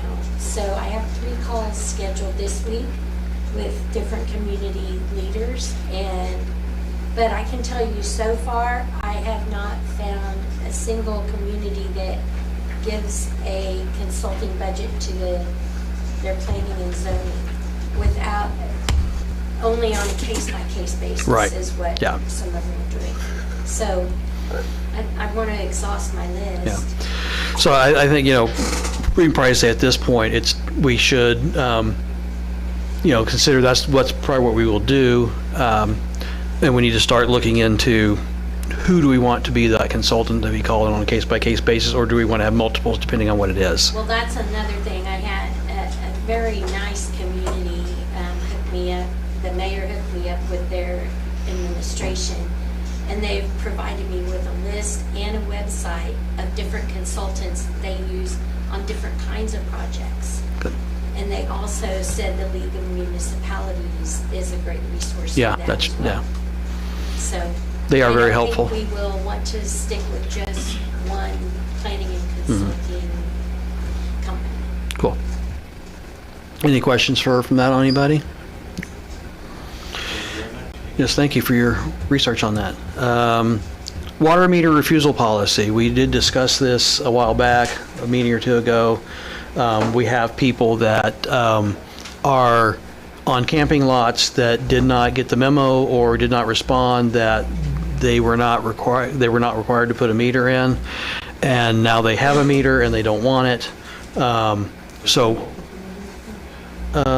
Ford. Yeah. So, How is that happening? If we're putting a water line in and they're full-time residents, how are, well, yeah, they're not full-time residents?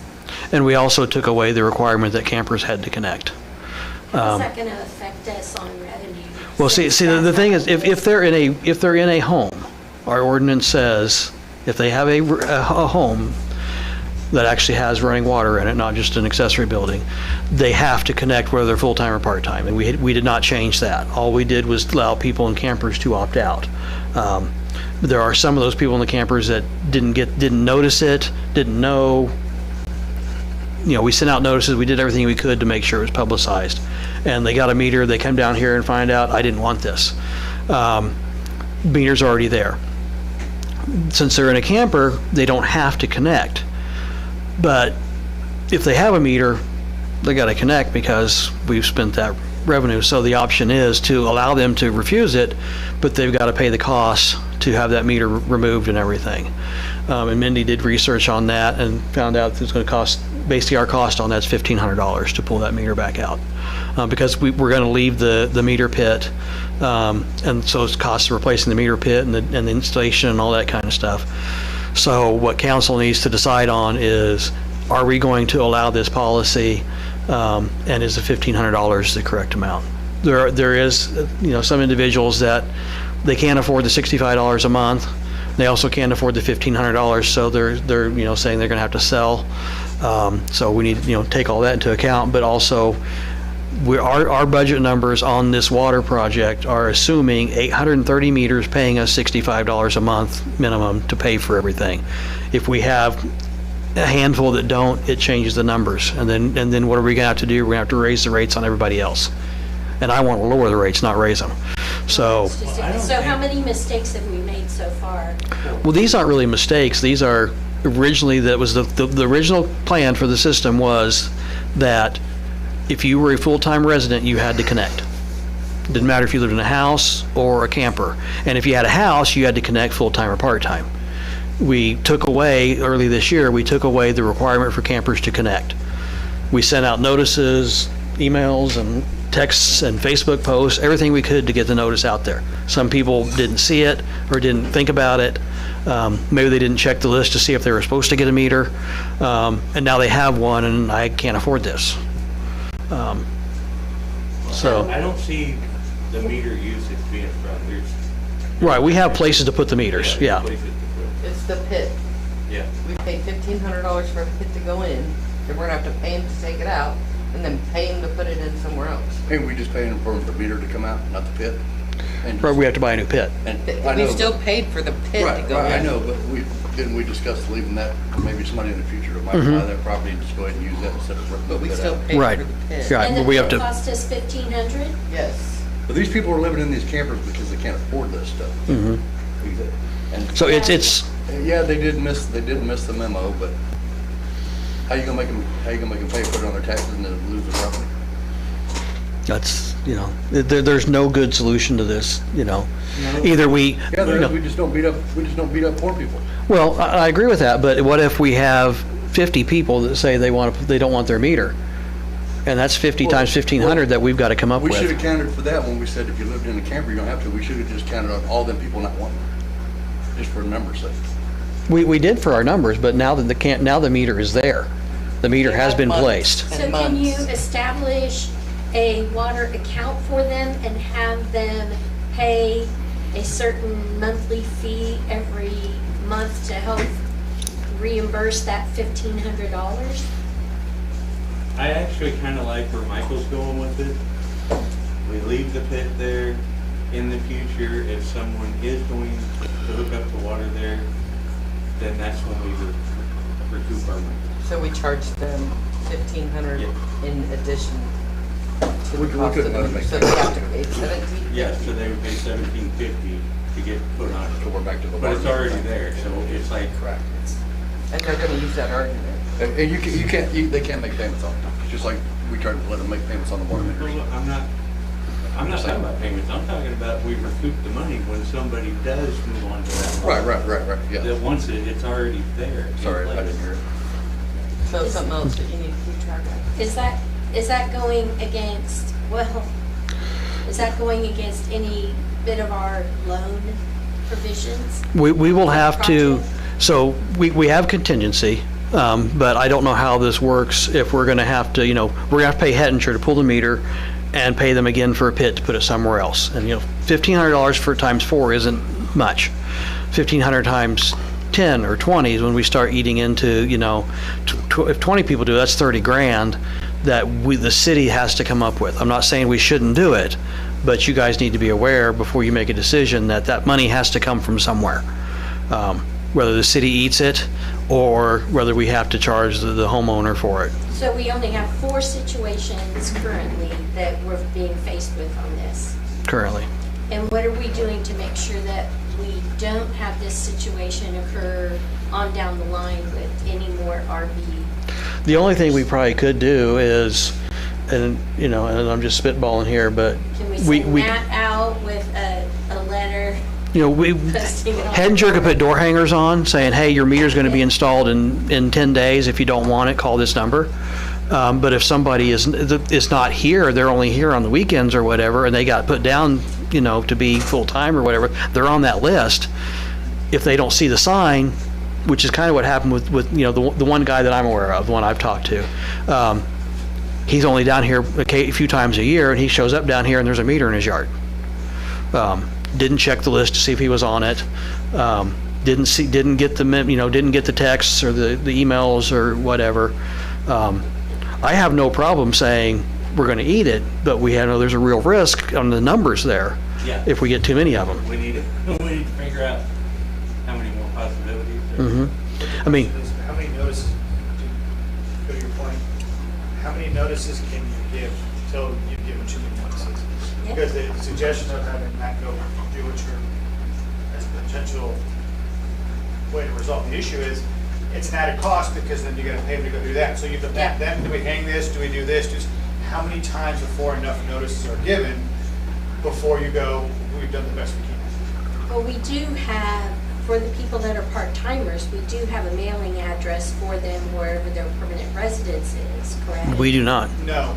Well, why are If they don't part-timers keep getting their meters? address up to date, then. Well, if they were on, If they had, however they got on the list. if they had a water tank, I got it. They're Maybe on. some, maybe whoever sold it to them was full-time, Yeah. something like that. Yeah, because if there was a water tank, it was on the list. Well, I'd just say let the city eat it for now, and if it gets to be a big giant problem, then we can relook at it. How's that handled legally? That causes, Sets precedence. correct. That's the biggest problem. The other problem also is what's the threshold of where you stop? Mhm. That's the next thing, is one too many, is five too many, Yeah. is 100 too many? Right. And then I'm gonna get a phone call and get yelled at by someone that lives here going, wait a minute, that's my tax dollars Mhm. that person has spent. You now are allowing someone to have tax dollars that's the problem. And very bad news, and I get that a lot of people don't want to hear, but it is taxpayer money, people that have paid their taxes that we're entrusted to take care of. In turn, if people aren't paying it, that's tap dollars that have been spent. So we have water lines going all around this RV occupied lake. Is it the 5 acre Mhm. lake? What if not a single one of them want to hook up? Then they don't have to. So They don't do have to we now. take the approach then that we don't put in meters for any of those unless they come and specifically say, yes, I want a meter? Because they are RVs and we don't know if they are full or part-time. I like that idea, but here's the devil's advocate on that. If they don't know that they're not getting one because they all along were going to get one, now all of a sudden we say they're not, we give those meters away and to other people that are building and whatever, and now they come, hey, where's my meter? And now we got to pay $2,000 to go drop a meter. Well, we have a list, right? I mean, we have a map with a list, so we let them know. You've got 2 weeks to let us know if you want a meter. We did that We did that for the months ago. opt-out. For the opt-out, we did that. And nobody responded? We got a Bunch of few, people we got a lot of people responded. responded, and we reassigned those meters. But these are people that did not respond to those, and then all of a sudden the meter's in their yard because they didn't pay attention.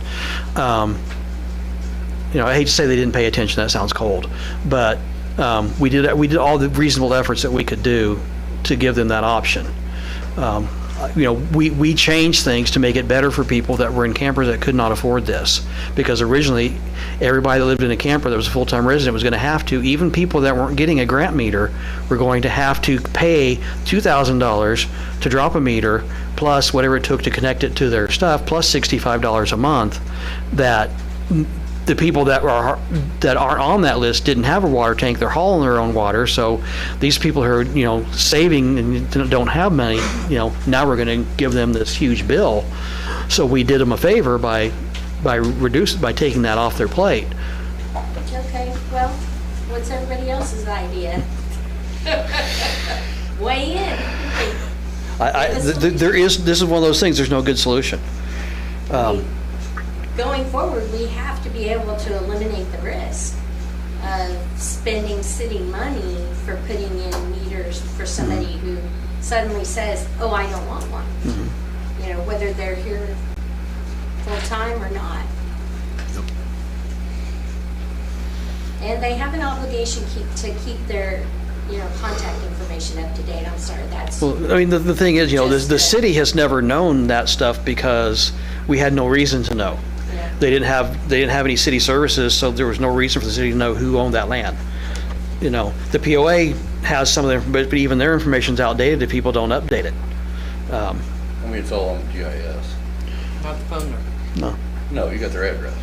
No, but there is people search, But that always struck me as weird. You'll put my address, but not my phone number. I'd rather you have you call me and cuss me out than show up my house and murder me. Right? Right? I said the same thing.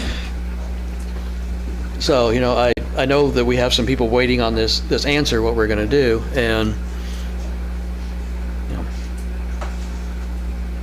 I don't think it's that big of an issue. Just eat it. It could be though, based off of our legal Could advice. be, but it's not. Most of these people, I think a lot of them so, lived here before 2019. They never plan on getting water. so what happens, Jamie, if we let this go and it's 4 or 5? You know, was what we know right now. Yeah, we're never And then- likely to stop. Yeah, and then all of a sudden it becomes 20. You know, tomorrow she gets a phone call. That's a question for back there, Yeah. Okay. Do we need to go back there? if you want to. Well, we need to resolve this tonight, I think, so, 5 minutes at most. okay. Got a Motion to go into legal for attorney-client, yeah, or contracts or whatever. 10 minutes, 5 minutes. 5 minutes. We'll be back at 8:40. And we'll be back. Second to vote? Aye. Second. And we are back with no action taken. So, The crazy thing is everybody's posting don't make me use my gavel. data from their data devices. Okay, so back to our discussion on Go the back to advocates. the policy. Doing smoke signals. Make me use this. Sorry, I apologize. I refuse to use this thing, don't make me do it. Okay, so, back to the refusal policy. What do we want to do with this tonight? Did anybody make any kind of motion, or do we table it? I'm ready to try to take care of it. Okay, somebody make a motion. I know I want to take care of the people that, like I said, people aren't rich, but I also want to take care of the taxpayers' money. I think maybe you put a lien, what did you say, put a lien on the property? We can do that. Mechanical Which lien. is- which A is- mechanical lien, not Yeah. a Right. tax lien. And if they ever go to sell it, then the city will get their money. But it won't go on a tax lien, or at the end of the year, they're gonna lose the property. for Right. years for not paying taxes. So basically, if they want to refuse it, we bill them $1,500. If they can pay it, they pay it. If they can't pay it, we can put a mechanic Put a lien lien, on it. and then the city would recoup their money if they ever sell that property. I'm good with that. Is that your motion? Is that your motion, sir? Motion. I will second your motion. All in favor? Aye. Aye. Mindy, can you write that up? And cool, thank you. New business. So I've got a few things on here. Hopefully, I'll try to get through these as quick as possible. The first one is ordinance 282, adjusting the municipal court time. We've been having court at 5:30 for a while, but the ordinance had a different time in there, so we just need to update the ordinance to have the correct time. So we gotta rescind the old ordinance? Make it new? Yeah, that's, Ordinance 282. Is the one you needed rescinded? Ordinance no, 196. 270 needs, Oh, or, repeals ordinance 270. yeah. Anybody want to make a Make a motion? motion to adopt ordinance 282, repealing ordinance 270 on the time of 5:30 PM for court. Can I get a second? I'll second that. All in favor? Aye. All right. Ordinance 283, court clerk.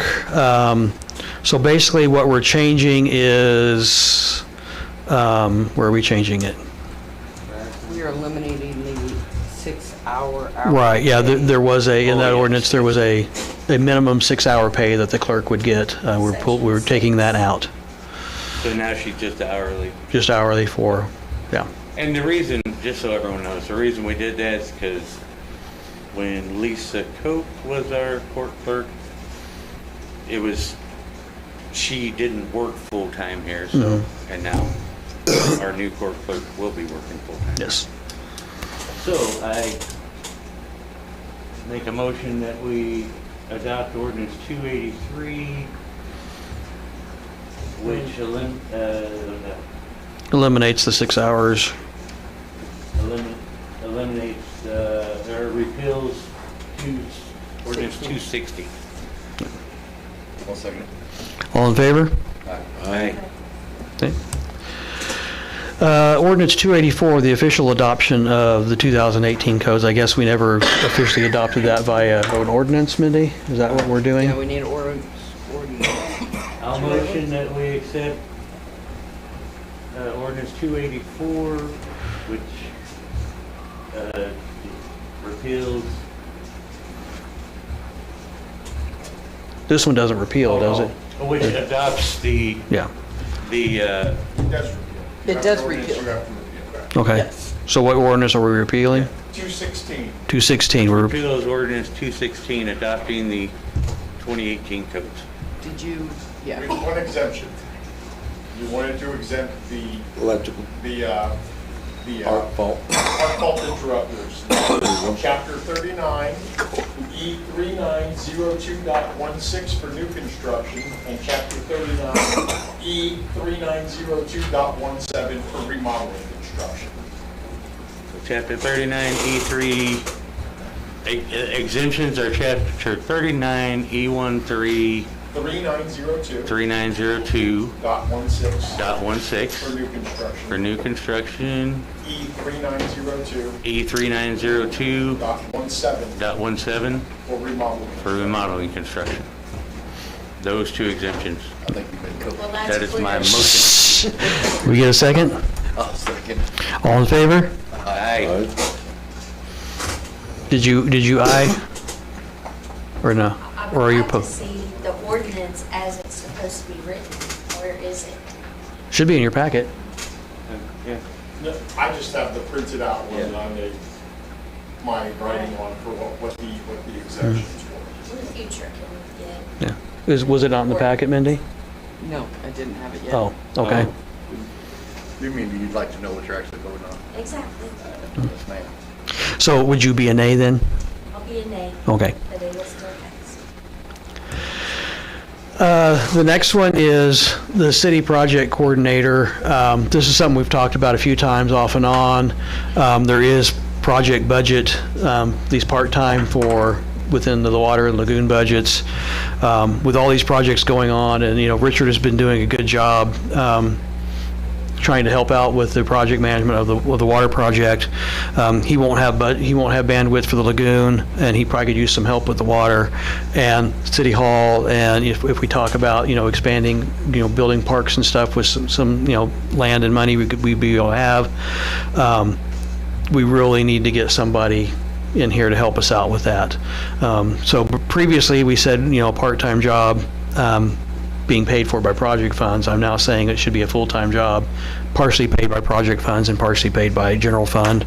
We do have room in the budget because we no longer have a full-time building inspector, so there's room in the budget to reallocate those funds. So what I'm asking for is council to approve that we can post a job and start hunting for a city project coordinator, somebody with construction experience that can help us manage these projects and make sure everything gets done, crack the whip on the lagoon people that haven't started yet and things like that. I'm saying somewhere between $18 and $20 an hour probably. It's probably worth a lot more than that, but we only have so much budget, so there is a job description in your packet. I'll make a motion that the city administration can put out a job search for a project manager to be full-time, helping with the lagoon project and with the water project, those funds being from general funds and from project funds accordingly. You got the job description? Yes, it's in the packet. It was in your packet. We have two. Well, the assistant was a confusion between Mindy and myself. Isn't that what you just said? This is the actual full-time project coordinator role. The city project manager? Yes. Coordinator, Manager, yeah. which requires a college degree? Most likely, yes, because we want somebody who knows how to manage projects Obviously, there would be exemptions given for equivalent experience, but we need somebody that's managed construction projects that knows how to do that. Yeah, because I think the one that you're saying city project manager doesn't have that requirement. We obviously wouldn't hire somebody that wasn't qualified. I'm not just looking to fill a seat, I'm looking for somebody that can actually get in and help. Just be careful with, don't put too much weight on, I'm a senior project manager and a senior estimator. I don't have my college degree. I'm a CTO, Chief Technology Officer, and I don't have a college degree either. I don't. So just don't hold that against. Yeah, I mean, it's nice if they have it Right. because they're going to have more. Yeah, I will never hold a college degree against somebody that's got experience. By second? I'll second it. All in favor? Aye. Opposed? Can I just say undecided? I'd like more discussion, that's for sure, as far as the requirements of the position. Well, we can adjust the requirements and start the search. Looking for somebody. Yeah, I'm Well, more, I'm just giving them permission to search. yeah. He's still got to come back to us. Yeah, with yeah, what they want. whoever we choose to hire, Qualifications and all council that. has to approve, just like Corey's police officer. I mean, are we falling behind in all these areas that we need help? Ask anybody, we need help. How are we mean- falling behind? Well, why not? I don't think it's a question of falling behind. I think it's a question of you have people that work here that things continually getting added on to them. But it is onto them more and more and falling more. behind, Jamie. It's, Well, correct, if you notice, I mean, Hettinger, I like them. They do good work, but they need a little more push. No, there's nobody, Their cleanup is getting a bit lax. yeah, there's nobody advocating for the city on a full-time basis to make sure these projects go over well. This is somebody's gonna go out and take pictures of all these messy manholes. Yeah, that's part of what they would do, because we cannot expect the city, we keep saying, send us pictures, send us pictures. That's really a crappy answer to people, you know? Yeah, We should be on top of Our it. person should be taking those pictures, showing up to the progress meetings, Mm-hmm. and displaying those and explaining what. And hopefully getting them fixed before they ever come to us, Well, I you can know? go for that, yes. I'm a yes. Okay. So that's 3 ayes, Yes? and you're an A or an undecided, No, or? I said aye. Oh, you said aye, okay, so we're 4 ayes, all right. I just And- said I'd like more discussion and a more solid description. Yeah, but yeah, we can meet and we can talk about it. You can send me edits, whatever you think. Yeah, we can tune that, but we can start the search. Workshop. Yeah. So yeah, the assistant project coordinator, that was combined with the other one. There's miscommunication between Mindy and I, so that's not a thing. The next one is a resolution to bring on a flag steward. Basically, we fall behind, not because nobody cares, but we fall behind in making sure our flag is raised and have staff and everything that it should be done, making sure the flags are in good shape, making sure the lights work. Again, like Jamie said, everybody here is pretty overworked. I thought this would be a good thing for, somebody, maybe a retired veteran or somebody that wants to take on the duty of taking care of our flags for us and making sure they're treated appropriately, raised and lowered and all that kind of stuff. So I'm asking for council's permission to start looking for someone to do that. It's an unpaid volunteer position. They would have no rights to spend money, anything like that. They would just be in charge of, if our flags are Yeah, we getting don't- torn we up, don't they need would a let us motion know. For that, that's just consensus. That, I Okay. agree. Do we have more than 2 flags? So we have 3 flagpoles out there. We're only flying one right now because there's some question with the stability of the flagpole. It does seem to be doing very well with the one flag on it. I haven't really noticed anything horrible the times I've been up here. Yeah. And I don't know about, Does the firehouse not display flags? do you guys have a flag, Corey? We do, but that flagpole was placed in a bad spot, so when you run a flag up it and it's windy, it slaps against the building and it destroys the flag. Destroys it. So, yeah. You can't do half-mast. We need to get those. So that could be something they can recommend or help us with. That's if the they- only yeah. flag, the Memorial Park, Shannon, the Memorial Park. There actually, it was Just Memorial. It was suggested to me that somebody was going to contact the Memorial Park and see who does theirs, see if they might want to do it for us. Because they're already doing that, we just come up here and take care of ours too. I don't like not seeing the flag flown. I don't like I'm just as much as fault. I mean, I came up here, I'm up here 2 or 3 days a week, and I knew the flag was supposed to be back at full staff, and I walked right by it every morning and said, I need to go take care of that. And I come in, put my stuff down, and then I don't remember anymore. So it's not due to lack of respect from anyone, it's just, unfortunately, life gets in the way. Yeah. So General, I'll motion that we search out a flag steward, a volunteer flag steward. Yeah, we don't need a motion. okay, You just don't need a motion? Okay. general No, we consistency? don't need a motion Okay. if we're on consensus. Okay. Because But it's a resolution. Because it's not any money. There's But no being a money. resolution, do we still need a, How would it be a resolution? so my research said it needed to be a resolution because we're creating a position, even though it's an unpaid position. I stand corrected. Ms. Shannon's got a motion? Anybody second? John. Do you technically have to have one? Yes, but, yes. So, anybody second? I'll second it. All in favor? Aye. All right, we were looking for a flag steward. Economic Development and Growth Committee, Resolution 148. There is a sample charter in the packet that talked about what that would be.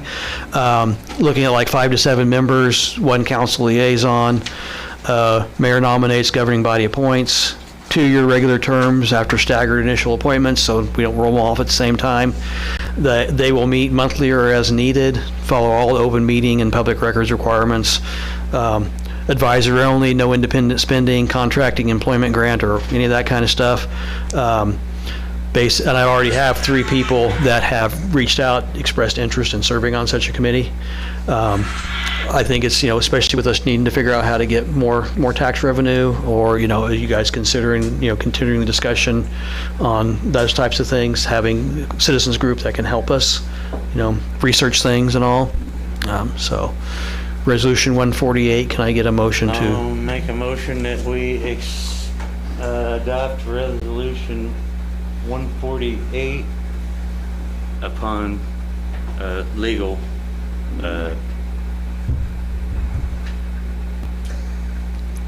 authorization. Yes. I'll second. All in favor? Aye. What do you need to give your stamp? Okay, it's in the packet. Same deal for Parks and Rec, and I know we don't have any parks right now. Doesn't mean we shouldn't start looking into it. There is money available to us without us raising anybody's taxes to the tune of, a nice chunk of money. If we're going to look into that, I think the citizens should have some say in ideas and what and where. So this would be the same thing as the Economic Development and Growth. It would just be focusing on parks. Motion that we adopt Resolution 149 for a Parks Committee upon review of legal. I'll second it. All in favor? Aye. Water trucks. This one just came up today. I had a meeting with the POA today. And, the history on this is, John, you tell me if I got this wrong, because I know you were here for all of it. But we purchased all of the water infrastructure from the POA as part of the water project for $1, if I remember correctly, including the water trucks. They asked today if they could get their water trucks back. They'd like to get them on their insurance. Correct me if I'm saying anything wrong, Julie. And I did talk to Jamie about this a little earlier, and, we can't give them back because they're material value, but we only paid $1. So we should give them back to them, sign them back over for $1, if everybody is in an agreement with that. Technically do that, because that's the value you got. That's the value. Yeah. Most people would go, let's get the fair market value, but the reality is, as long as you're giving back what you paid for it, that is what it is. And I think we should frame that $1 somewhere. Nice. So there's no resolution, just so you guys agree that this is something we should do. I'll make a motion that we sell back the water trucks to the BOA for the amount we purchased them for at $1. Second? I'll second. All in favor? Aye. Citizen participation for non-agenda items. Does anybody else want to speak tonight, or do they want to go home?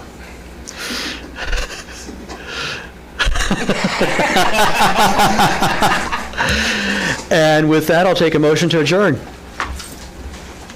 Would everyone want to stay here? No one? All motion to adjourn. All in favor? Let's go home. You? Did we get a second? Okay, aye. Yeah, all right. Thanks, everybody, for watching. Tune in 2 weeks for the same fun show. Cecilia Oprah.